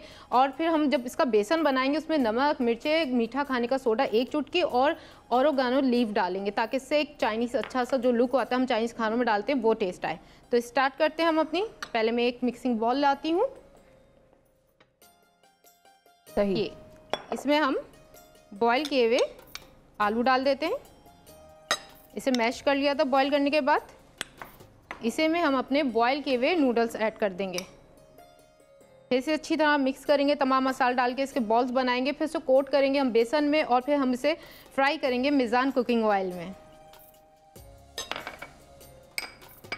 ये जो पैकेट में से मसाला निकलता है हम वो डाल देते हैं सारा का सारा। बहुत ही मज़े का होता है, बहुत स्पाइसी होता है। साथ हम इसमें बारीक चॉप किए हुए अनियन डाल देते हैं। हम इसमें बारीक चॉप किए हुए हरी प्याज डाल देते हैं, बारीक चॉप हरी मिर्चें, हरा धनिया। सब देखें आसानी से हर चीज़ घर में होती है, सब चीज़ें आसानी से घर में मिल जाएंगी और बहुत अच्छी बहुत मज़े की डिश बन जाएगी। नमक आप हस्बे जायका डालेगा टेस्ट करके, तो रमज़ान में जाहिर सी बातें नहीं कर सकते, लेकिन एक अंदाज़ा होता है, अब सबको अंदाज़ा हो जाता है कि हाँ इतना हो ज़रूरी होगा इतना। तो आप इस तरह से डाल के अब सब चीज़ों को ना हमें ना हाथ से मिक्स करना होगा ताकि बहुत अच्छी तरह सारी चीज़ें मिक्स हो जाएं। ठीक है, इस तरह से हमें इसे अच्छी तरह मिक्स करना है। जब ये अच्छी तरह मिक्स हो जाएगा हम इसके बॉल्स तैयार करेंगे और फिर उसमें हम बेसन जो कि मैंने बताया था, बेसन में नमक डालेंगे, मिर्चें डालेंगे, मीठा खाने का सोडा 1 चुटकी डालेंगे और साथ ही ऑर्गेनिक डालेंगे और उसके बाद हम उसे कोट करेंगे और फिर मिज़ान कुकिंग ऑयल में हम इसे डीप फ्राई करेंगे। बहुत अच्छे बहुत मज़ेदार बनते हैं, बच्चों और बड़ों दोनों के फेवरेट है क्योंकि इसमें आलू भी हैं और नूडल्स भी हैं। ज़्यादा इसे इस तरह से नहीं करेंगे, बिल्कुल हल्के हाथों से मैं मिक्स कर रही हूँ, वरना नूडल्स होगा क्या होगा वो मिक्स हो जाएंगे, आलू की तरह मैश हो जाएंगे और फिर पता नहीं चलेंगे। तो इसके हम बॉल्स तैयार करके रख लेते हैं, फिर हम बेसन आप बॉल्स बनाएं इसके। जो आपने बैटर तैयार किया है, बैटर तो नहीं है अभी, ये तो खैर गाढ़ा एक प्रॉपर एक इसकी जो हमने क्या टर्मिनोलॉजी क्या इस्तेमाल हमेशा कहीं नहीं क्या कहेंगे, मतलब क्या वर्ड यूज करेंगे आप, बताया पता चल गया, मुझे पता चल गया कि आप कुकिंग बिल्कुल नहीं करती हैं। ये ऐसा ही है बिल्कुल, ये इनको जो है वो कुकिंग क्लासेस की जरूरत है। आप बताएं ये क्या बना है जिस ये जो फिर हाँ मैं तो बताऊंगी, लेकिन ये बताएं ब्रेक से आए आप लोग फिर वापस फिर बताएं कि क्या कहते हैं, लेकिन कोई है हमें असल में एक और सेगमेंट की तरफ जाना है। असल में होता यह है कि रमजान में खाने पीने के औकात बदल जाते हैं और हमें उस वक्त खाना होता है आम दिनों में जिस वक्त हम सोए हुए होते हैं, बिल्कुल, तो सोकर हम उठते हैं, पहले सहरी करते हैं, फिर अफ्तार के वक्त हम खाते हैं। अच्छा, उससे होता यह है कि चूंकि हमारी खुराक इस तरह की है कि बहुत मरतबा मैदे में तेजाबियत और यानी कि जो एसिडिटी है वो बढ़ जाती है, और सहर और अफ्तार में एसिडिटी से बचने के लिए क्या खाएं क्या ना खाएं ये है अहम मसला। और ये हम डिस्कस किससे कर रहे हैं? हम ये डिस्कस करें डॉक्टर शहजाद रियाज साहब हमारे साथ मौजूद हैं। अस्सलाम वालेकुम डॉक्टर साहब, बहुत शुक्रिया वक्त निकालने का। ये बताएं कि इस चीज़ से कैसे निपटें कि एक तो हमारे औकात जो हैं वो डिस्टर्ब हो जाते हैं, सोते हुए हम उठकर सहरी कर लेते हैं और फिर हम जब रफ्तार की कर रहे होते हैं खाने वाने का इंतज़ाम, उसके बाद फिर हम इतना खा लेते हैं और वो ऊपर से पानी और वो सारी एक ऐसी एक सूरत हाल हो जाती है कि लोग बेचारे बड़े परेशान हो जाते हैं। अब एसिडिटी का क्या करें? जी, thank you for inviting me. मैं आपका पिछला सेगमेंट सुन रहा था, उसमें मसाला, ऑयल, अनियंस और मिर्च सब चीज़ें शामिल थी। अनफॉर्चुनेटली ये सारी जो चीज़ें हैं अगर ये ख़ास मिकदार से ज़्यादा खाई जाएं तो ये इंडाइजेशन और तेज़ाबियत के सिम्टम्स कॉज कर सकती हैं। ख़ास तौर पे सहर और अफ्तार में अगर इन चीज़ों की ज़्यादती की जाए तो मैदा जो है वो खाली नहीं होता, देर लगाता है अगर उसमें ऑयल हो, ऑयली फूड खाया गया हो, और उसकी वजह से इंडाइजेशन हो सकती है। तो एक तो इन चीज़ों का जो इस्तेमाल है सहर और अफ्तार में वो मुनासबत से किया जाए, मिर्च ज़रा कम खाई जाए, ऑयली चीज़ें कम खाई जाएं, सब्ज़ी और फ्रूट का इस्तेमाल ज़्यादा किया जाए, होल मील चीज़ें जो हैं उनसे भी एसिडिटी का इफेक्ट कम हो सकता है, तो इससे इनकी इम्प्रूवमेंट होती है। दूसरा पहलू होता है कि बाज़-औक़ात जब हम लंबा फास्ट रखते हैं तो मैदा खाली हो जाता है, तो यूजुअली जो हमारा फूड होता है वो उसको जितना भी एसिड होता है स्टमक के अंदर उसको वो न्यूट्रलाइज कर देता है, लेकिन जब खाली पेट होता है तो इसमें तेज़ाबियत ज़्यादा महसूस होती है। उसको कम करने के लिए आप सहर में ख़ास तौर पे पानी की क्वांटिटी ज़्यादा रखें, उससे आपको ये जो एसिड के और इंडाइजेशन के तेज़ाबियत के सिम्टम्स हैं ये कम होंगे। और दही, डॉक्टर साहब दही का कितना अमल दखल होता है? आई थिंक कि दही जो है वेरी यूजफुल है, इससे जो है इसका इफेक्ट जो है वो अल्कली होता है, जो है तेज़ाब के ऑपोजिट होता है। इसका इस्तेमाल अगर सहर अफ्तार में किया जाए तो ये सेहत अफजा होता है। ठीक है। अच्छा डॉक्टर साहब, आपको हम जरा कुछ देर के लिए रोकेंगे क्योंकि वो जो चीजें बन रही हैं खाने की वो भी बड़े इंपॉर्टेंट है। हाँ, ये बात ठीक हो जाए कहीं कोई भी तरीका कार, अभी तक मेरे जहन में उसका नाम या लफ्ज नहीं आया है, लेकिन मैं आयशा से दरखास्त करूंगी कि बता दें वो क्या तैयार कर रही थी, उस लफ्ज को क्या कहेंगे। जी आयशा। बताऊंगी, इतने देखती हूँ मैं, कब तक आप बताएंगे कि क्या कहते हैं अरे इसको? ये तो बड़ा बैटर नहीं कहते, ये बता देती हूँ मैं आपको। बैटर नहीं कहते, बैटर तो नहीं कहते। हाँ, बैटर तो जरा लिक्विड ही सा होता है, जरा गाढ़ा सा एक लिक्विड होता है। जो अभी बेसन का गोल रही हूँ उसे कहूंगी, जो बेसन मैं गोल रही हूँ उसे बैटर कहेंगे। ठीक है, बिल्कुल सही है। तो वो जो आलू है वो क्या मलैदा बन जाता है, क्या कहते हैं इसको? नहीं कहेंगे आमेजा। आमेजा तो मिक्सचर को शायद कहते हैं। मिक्सचर होता है ना वो, तो कहेंगे तो मिक्सचर ही हुआ ना। तो मिक्सचर तो फिर किसी भी चीज को हेल्प की है, मुझे लग रहा है किसी ने हेल्प की है, सीरियसली ऐसा हो ही नहीं सकता। नहीं, ये पाकिस्तानी है, ये बरतानिया तो वैसे ही इधर उधर घूमने देखने के लिए जाती है, वैसे ये पाकिस्तानी है, उर्दू आती है इसको। हाँ, नहीं आमेजा बिल्कुल, मेरी किसी ने हेल्प नहीं की। आमेजा का ताल्लुक है। वहाँ कैसा चल रहा है मौसम, बताइए क्या हाल चाल है वहाँ के? अच्छा, आप पहले जरा बता दीजिए ना, लोग जो हमें देख रहे हैं, कि अब आपने बेसन का जो बैटर बनाया है इसमें क्या क्या डाला है आपने? जी, मैंने बताया था, इसमें नमक डाले थे, मैंने मिर्चें डाली थी इसमें, और मीठा खाने का सोडा डाला था, और ऑर्गेनिक लीफ डाले थे। इसका मैं, हाँ, कौन सी लीफ? अच्छा, अब मैंने यहाँ पे कढ़ाई में तेल गरम होने रख दिया है। मैं ले रही हूँ यहाँ पे मिज़ान कुकिंग ऑयल, जो कि सेहत का ख्याल रखते हैं और सेहत के असूलों को मद्देनज़र रखते हुए तैयार किया गया है। हम इसे शामिल करेंगे। बहुत लाइट है खाने में, और बहुत इसका अपना टेस्ट बहुत अच्छा है, जो ग़िज़ाइयत को बरकरार रखता है और खाने के जायके को भी। तो हम इसे गर्म करने रख देते हैं। या मैं जो बेसन का बैटर बना रही हूँ उसे बिल्कुल कम पानी डाल के, एकदम से आप डालेंगे बिल्कुल पतला हो जाएगा, फिर कोट नहीं होगा और गुठलियाँ भी बन जाती हैं। एक टिप ये भी है, जब भी आप पकौड़ों वगैरह का, किसी का भी आप बेसन गोल रहे हो, जैसे कड़ी का भी पकौड़ों का बेसन गोलते हैं, तो थोड़ा थोड़ा करके पानी ऐड करें, ताकि जब अच्छी तरह मिक्स हो जाए उसमें गुठलियाँ नहीं पड़ेंगी। फिर उसके बाद इसे पानी डाल के पतला करें, और जितना आपको चाहिए होगा फिर इतना करें। मुझे चाहिए कि मुझे कोट करना है, तो उसे मैं आहिस्ता आहिस्ता से इस तरह से कर रही हूँ।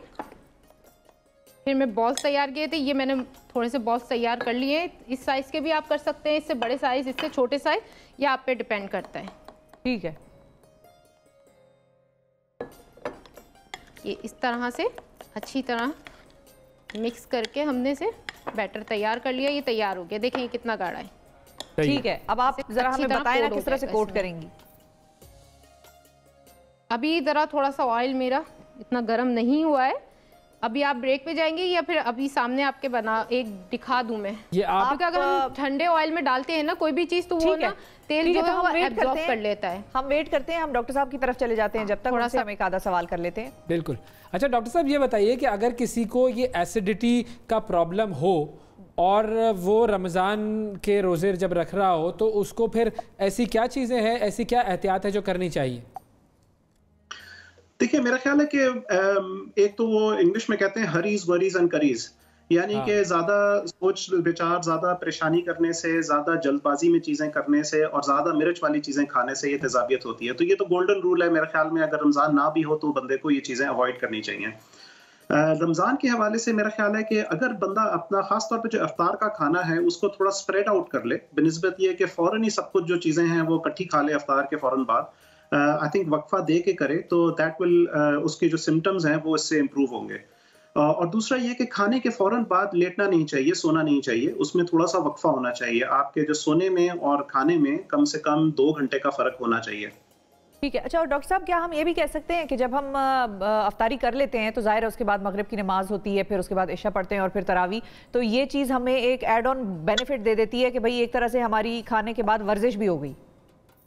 डेफिनेटली, ना सिर्फ इस तरह जो रूटीन रखने से आपका जो टाइमिंग्स हैं खाना पीना करने के वो भी स्प्रेड आउट हो जाते हैं, बल्कि उसमें फिजिकल एक्सर्शन होती है। जो लोग मस्जिद जाते हैं, बाहर वॉक करते हैं, या घर में भी there is a physical activity associated with it, तो इससे फायदा होता है डेफिनेटली। अच्छा, कुछ लोगों का रूटीन ये होता है कि वो बहुत थोड़ा सा इफ्तार करते हैं, फिर उसके बाद वो नमाज पढ़ते हैं, और फिर नमाज के बाद जिसे आप कहते हैं ना प्रॉपर तरीके से इफ्तार करते हैं। खाना एक तरह से होता है वो। खाना तो फिर एक अलग, अच्छा वो अलग मरहला है, वो तरावी के बाद वाला मरहला है, वो एक अलग, उसको तो आप काउंट ही ना करें। तो वैसे क्या ये बेहतर होता है कि आप एक मरतबा इफ्तार कर लें, या फिर उसके बाद नमाज की तरफ चले जाएं और खाने की तरफ आ जाएं, या फिर ये कि इफ्तार को भी आप 2 हिस्सों में डिवाइड करें, ताकि वो जो आप स्प्रेड आउट करने वाली बात कर रहे हैं वो इसमें मुझे ज़्यादा नजर आ रही? जी, मेरा अपना ख्याल है कि स्प्रेड आउट जो अफ्तार पहले करके, जिस तरह जो सुन्नत है खजूर से बंदा अफ्तार करे, उसके बाद नमाज वगैरह जो है वो पढ़े, और उसके बाद फिर अफ्तार की तरफ आए, और फिर लेट थोड़ा सा करके खाने की तरफ आए, तो उससे ये चीज़ें स्प्रेड आउट हो जाती हैं। दूसरा, सब्जी फ्रूट का इस्तेमाल ज़्यादा रखे।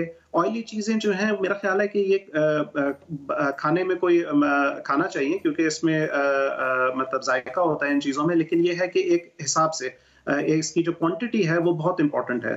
कोई भी चीज़ मना नहीं होती, लेकिन उसकी क्वांटिटी जो है वो बंदा हिसाब से खाए तो इंशाल्लाह ये सिम्टम्स नहीं होंगे।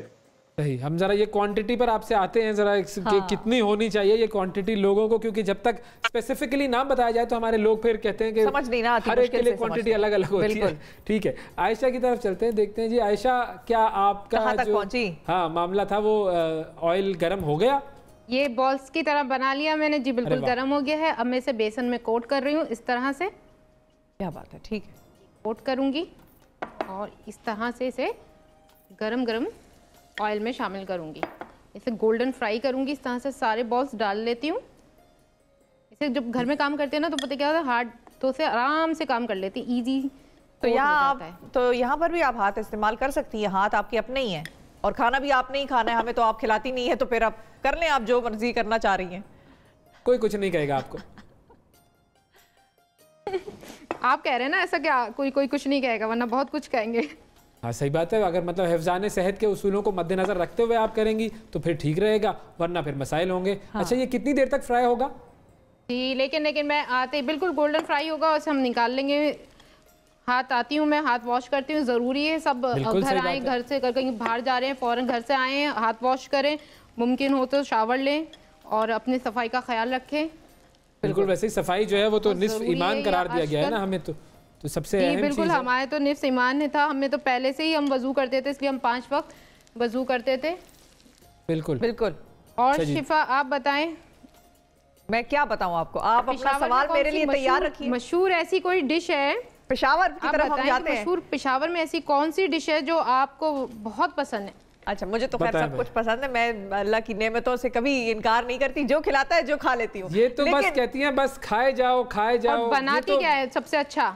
अच्छा, मैं आपको बताती हूँ, हमें एक छोटी सी ब्रेक पर जाना है नाजरीन। ब्रेक से वापस आएंगे तो मैं आयशा के सवाल का भी जवाब दूंगी और हम भी आयशा से और डॉक्टर साहब से सवालात पूछेंगे, उनके भी जवाब लेंगे ब्रेक के बाद।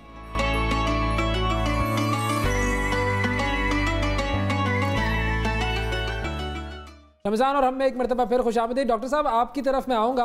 आयशा तो ये अपना जो काम है वो कर रही हैं और जो बन रहा है इस वक्त जो डिश, थोड़ी देर में ये पकवान तैयार हो जाएगा। ये बताइए डॉक्टर साहब कि जो हम क्वांटिटी की बात कर रहे थे, कितनी क्वांटिटी होनी चाहिए? फॉर एग्जांपल अगर हम डीप फ्राइड चीज़ों की स्पेसिफिकली बात करें, समोसे हैं, पकौड़े हैं, रोल्स हैं, तो ये कितनी क्वांटिटी में एक शख्स को एक वक्त में लेने चाहिए? देखिए, क्वांटिटी जो है वो वेरी करती है पर्सन टू पर्सन। मैंने कहीं पढ़ा था कि इंसान को उतना खाना खाना चाहिए कि जितना आराम से वो दस्तरखान पे बैठा है उसी आराम से वो उठ भी सके। तो हर बंदे की जो क्वांटिटी है वो वेरी करती है, लेकिन ऑन एवरेज मेरा ख्याल है कि 2 से 4 पकोड़े, 1 से 2 समोसे, 1 से 2 roll, that should be more than enough. इससे ज्यादा जो है अगर आप खाएंगे तो आपके मैदे पे बोझ पड़ेगा, जो तेजाबियत ज़्यादा महसूस होगी, आपको इंडाइजेशन भी होगी, वजन भी बढ़ेगा, डायबिटीज़ और हाई ब्लड प्रेशर इस किस्म की बीमारियां भी लगेंगी। अच्छा, हम ये करते हैं कि फ़ोन कॉल्स भी हम अपनी लाइंस ओपन कर देते हैं, लोग भी ज़रा कॉल करें और हमें बताएं कि उनका इफ्तार के वक्त का मामूल क्या होता है, कि उनको जो है वो क्वांटिटी के मामले में कहीं क्या गिन के खाते हैं, क्या पकौड़े समोसे गिन के खाते हैं या बस यूं ही खाए जाते हैं? क्योंकि होता ये है कि बहुत सारे लोग जो है वो 1-2 के बाद तो शुरू होते हैं, वो कहते हैं हाँ अब चख लिया है, अब समझ में आ गया है कि ये अच्छा है, फिर शुरू करते हैं। ऐसा होता है जैसे मैं? अच्छा ठीक है भाई, सही है, मुझ पर इल्ज़ाम आ गए। आयशा, कहाँ तक पहुँचा मामला?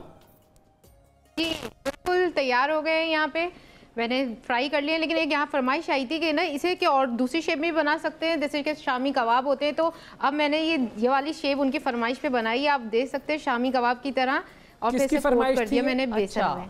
ठीक है, ये फरमाइश करने वाला हमारे डायरेक्टर साहब की थी। डायरेक्टर साहब बड़ी फरमाइश कर रहे हैं भाई, वो फुल प्रोग्राम बनाकर बैठे हुए हैं। उन्हें बताइए कि डॉक्टर साहब ने कहा है 1 या 2, इससे ज्यादा मत खाएं। तो और ये इतने बड़े साइज का हो तो बस एक ही बहुत है।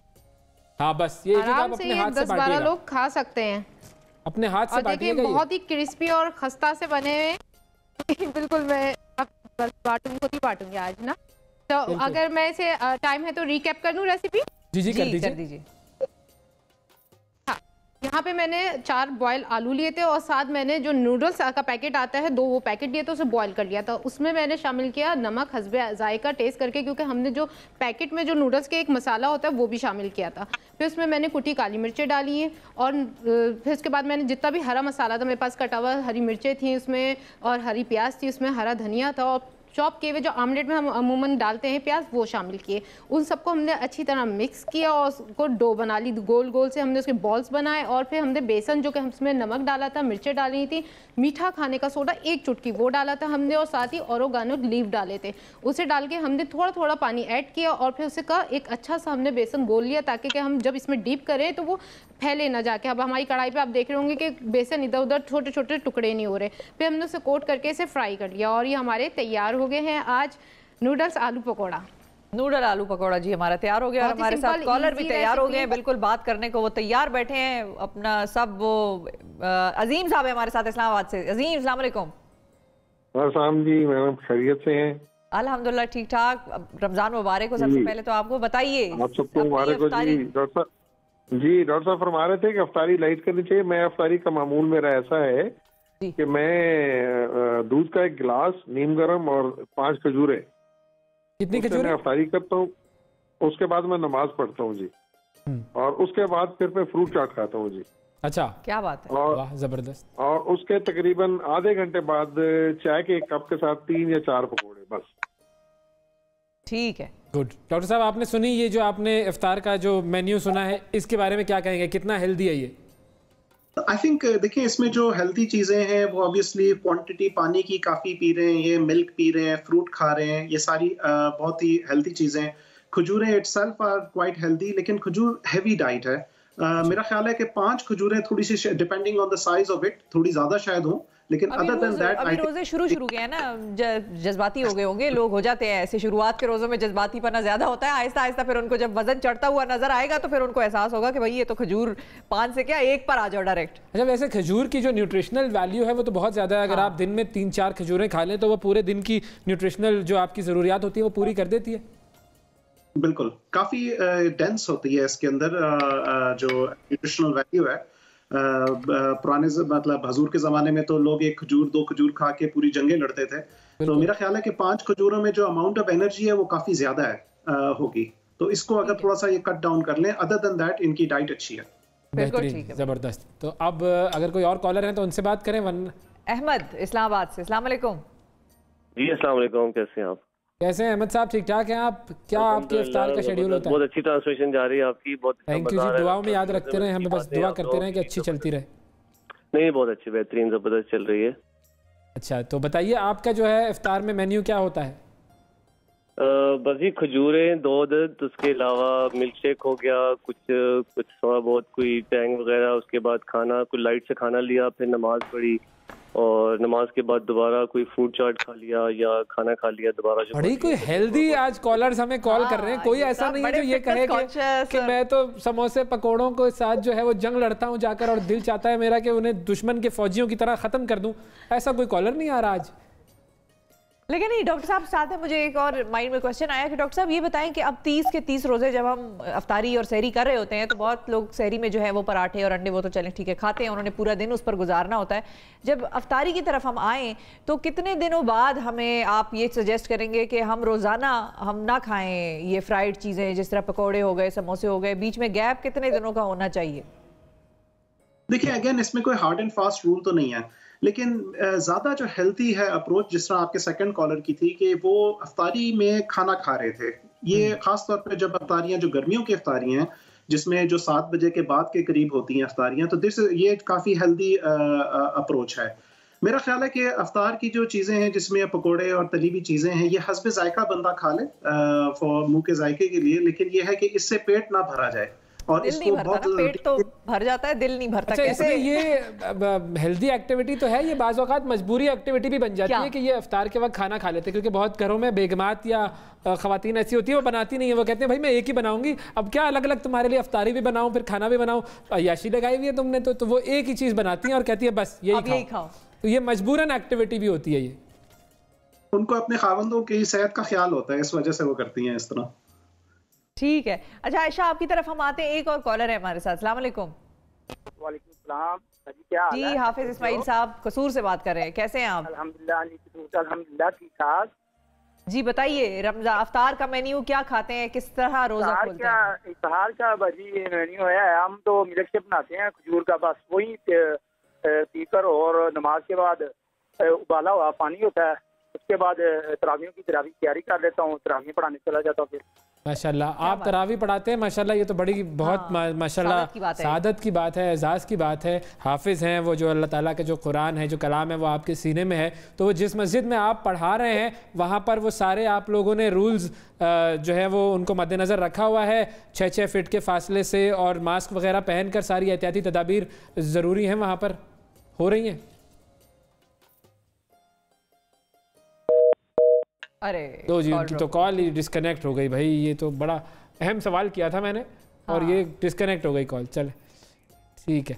अच्छा डॉक्टर साहब आपका हम बहुत शुक्रिया अदा करेंगे कि आपने वक्त दिया और बहुत अहम जो ये मसाइल थे, अफ्तार के वक्त खाना खाएं या क्या खाएं क्या ना खाएं और एसिडिटी से कैसे बचें, इसकी तरफ आपने तवज्जो दिलाई। आयशा आपका जो दूसरा आज का मेन्यू है वो क्या है? वो है बड़ा ज़बरदस्त, जैसे कि आज टॉपिक चल रहा था, अभी डॉक्टर साहब कह रहे थे कि मिल्क शेक वगैरह इस टाइप की चीज़ें पीनी चाहिए, तो आज मैं बहुत ज़बरदस्त रेसिपी लाई हूँ और वो मैं बनाऊंगी टैंग से। टैंग में है विटामिन सी शामिल, जो कि बहुत ही, जैसे गर्मियों है बहुत ही डिहाइड्रेट हो जाते हैं हम, उसे पियेंगे आप फ़ौरन फ्रेश हो जाएंगे रोज़ा खोलते ही। तो आज मैं ले रही हूँ पाइनएप्पल टैंग और उसके साथ बनाना, और फिर इसका मिल्क शेक तैयार करेंगे। है ना बहुत नई यूनिक रेसिपी? बेहतरीन बेहतरीन। कभी किसी ने ट्राई किया आप में से? नहीं किया। नहीं है, अब ये ट्राई करना पड़ेगा। नहीं किया आप ये, जब तक इसको आपने सारा साजो सामान आपका रेडी है? जी बिल्कुल तैयार है, मैंने यहाँ पे दूध शामिल कर दिया है। अच्छा अब आप दूध पर ही रुक जाए बिल्कुल रुक जाए। यहाँ पर ही नाजुक मरहला आ गया है, ब्रेक लेना है, ब्रेक के बाद वापस आते हैं तो फिर यहीं से दोबारा से इसको शुरू करेंगे।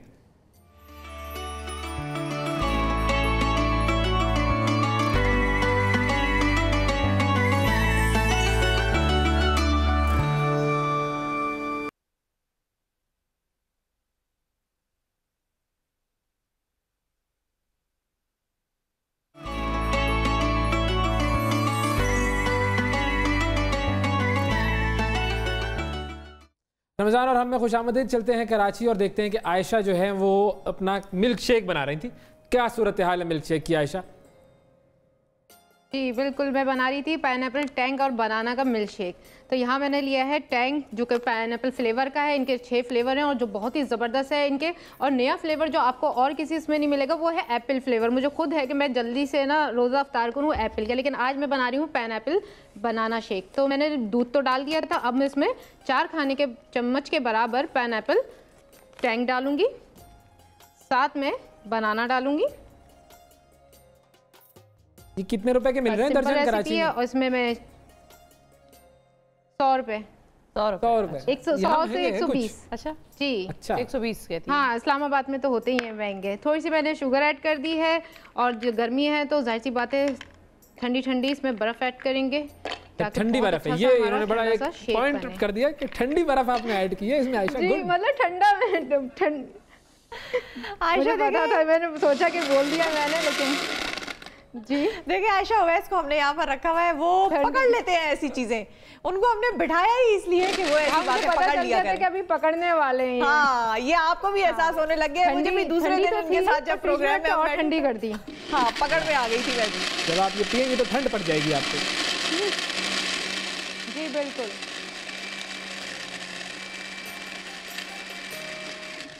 ये तैयार हो गया है, इसे मैं निकालती हूँ मिल्क शेक कप में। वाह वाह, ये ग्लास भी जो है ना बड़े साइज का ग्लास है, अगर आप ये पूरा ग्लास पी सकती हैं आप ये पूरा ग्लास? हाँ, तो और क्या, गुड, बिल्कुल शाबाश। हाँ, रोजा खोलने के अफ्तार के टाइम पे तो ऐसे 4-5 गिलास भी पी सकती हूँ। ऐसा भी ना कीजिए, 4-5 गिलास इतनी मतलब गर्मी है आज ना कराची में कि दिल चाह रहा है कि आज 4-5 गिलास ही पी जाऊँ। हाँ, ये है कि मौसम जो है वो कराची का जरा ज्यादा गर्म है, इसीलिए तो ठंडी बर्फ का इस्तेमाल किया है इन्होंने। अच्छा, कराची में वैसे क्या गर्म बर्फ? ठंडी, बिल्कुल ठंडी, फ्रिज में रखी हुई ठंडी ठंडी होनी चाहिए गर्म बर्फ। नहीं वो मैं ओवैस के साथ गर्म बर्फ, हाँ लगी रहते हैं हम ओवैस के साथ। ये तैयार हो गए हैं यहाँ पे हमारा पाइनएप्पल बनाना मिल्क शेक। अच्छा, ये पकोड़े जो बनाए थे मैंने नूडल्स के ऊपर से आप इस पर चाट मसाला भी डाल के पेश कर सकते हैं, क्योंकि जो पकोड़े हैं उस पर चाट मसाला जरूरी है। अच्छा ठीक है, किसको पेश करें? वैसे मैं तो ये पूछने लगी थी, अपने आप को ही पेश करेंगे मतलब? आप खुद को पेश यहाँ पे जितने लोग हैं ना, हम सब लोग हैं, आपने बस यहाँ पे तैयारी हो चुकी है। एक कॉलर है आयशा हमारे साथ ही रही है आयशा। एक कॉलर है यासिर साहब है दुबई से। अस्सलाम वालेकुम। हेलो अस्सलाम वालेकुम, मैं दुबई से कॉल कर रहा हूँ, मेरा नाम यासिर गौरी है। जी यासिर साहब, अफ्तार का मेन्यू क्या है आपका दुबई में? अफ्तार का मेन्यू तो हम तो आयशा पे एक रेसिपी हमेशा करते हैं, जो भी नई अपडेट होती है हम मौजूद तैयारी करते हैं। आज हम ये देख रहे थे कि आलू के और ये नूडल्स वगैरह, अभी हमारा यही प्लान है कि हम यही करें। अच्छा, तो आप वहाँ दुबई में क्या करते हैं? मैं दुबई में जॉब करता हूँ यहाँ पे। लॉकडाउन की क्या सूरत हाल है दुबई में? एक्चुअली लिटिल भी टफ है, लेकिन एक्चुअली काम चल रहा है फिर भी, अल्लाह का शुक्र है। रमजान अच्छा गुजर रहा है। रमज़ान अच्छा गुजर रहा है। नहीं, दुआ तो यही है कि अल्लाह ताला सबके लिए रमज़ान अच्छा करे। तो आप भी ज़रा हमारे लिए भी दुआ करें, हम आपके लिए दुआ करते हैं कि ये रमज़ान अच्छा गुजरे और कोरोना से हमारी जान छूटे। बिल्कुल, बहुत शुक्रिया यासिर जी। आयशा, हाँ जी, बैक टू यू। आयशा ज़रा रिकैप कर दीजिए, क्या क्या बनाया है, क्या क्या पकाया है? जी रिकैप कर देती हूँ। आज मैंने बनाया है नूडल्स आलू पकोड़ा, जो कि बहुत ही मज़ेदार है। उसके बनाने के लिए किन किन चीज़ों की ज़रूरत थी, वो ये था कि मैंने आलू लिए थे 4, उन्हें बॉईल कर लिया था, फिर उन्हें मैश कर लिया। साथ नूडल्स के जो पैकेट आते हैं छोटे वाले, वो 2 ले लिए थे और उन्हें भी बॉईल कर लिया मैंने। फिर इन दोनों को मैंने मिक्स किया, इसमें डाला जो नूडल्स का अपना पैकेट मसाला आता है वो, और फिर मैंने ज़रूरत के तहत देखा कि हाँ इतना मेरा ये तैयार है, तो मैं इसमें थोड़ा सा ना आमेज़ा नमक ऐड कर लूँ, जो कि ज़रूरत मुझे लगे, वरना उसमें अच्छा खासा नमक होता है। तो वो ऐड कर दिया। साथ ही मैंने कुटी काली मिर्च ऐड की इसमें। फिर मैंने जितनी भी ग्रीन्स हमारी सब्ज़ी थी, जिसमें हमारी हरी मिर्चें थी, हरी प्याज थी, आप चाहें तो शिमला मिर्च भी इसमें ऐड कर सकते हैं, कि आजकल विटामिन सी है शिमला मिर्च में बड़ी मिकदार में पाया जाता है, और जिसकी बहुत ज़रूरत है, क्योंकि ये इम्यून सिस्टम को अच्छा करने में मदद देती है, तो आप उसे भी शामिल कर सकते हैं। साथ मैंने हरा धनिया उसमें शामिल किया था, चॉप किया हुआ। साथ प्याज शामिल किए थे, वो भी चॉप थे बारीक। फिर उन्हें अच्छी तरह मिक्स किया, उसके बॉल्स बना लिए। कुछ फरमाइश थी कि आप शामी कबाब की तरह भी बनाए, तो उस तरह से भी शेप में बना लिए, जो आपको शेप पसंद हो आप उसमें बना ले। मैंने दोनों तरह से आपको बता दिया है। फिर मैंने सिर्फ बेसन, जो कि बेसन में मैंने लिया था नमक, मिर्चें, मीठा सोडा, और साथ मैंने ऑर्गेनिक लीफ डाले थे, उसे थोड़ा थोड़ा पानी डाल के घोला और उसमें अच्छी तरह कोट किया और गरम गरम तेल में फ्राई किया। ठंडा तेल नहीं लेंगे वरना ये एब्जॉर्ब कर लेगा इसमें ऑयल, क्योंकि हमने इसे कोट करा हुआ है, अंदर आलू है, तो इस वजह से हमने गरम ऑयल में सेक किया। ठीक है आयशा, अब 2 मिनट के लिए आपको मैं रोकेंगे। एक सेकंड आपको रोकेंगे। कॉलर है हमारे साथ, आमना है इस्लामाबाद से। अस्सलाम वालेकुम। अस्सलाम वालेकुम। वालेकुम अस्सलाम। कैसी हैं आमना? क्या कर रही थी? ऐसे प्रोग्राम देख रही थी? प्रोग्राम नहीं देख रही थी? प्रोग्राम देख रही थी। ये बताओ अम्मी ने क्या बनाया अफ्तारी में?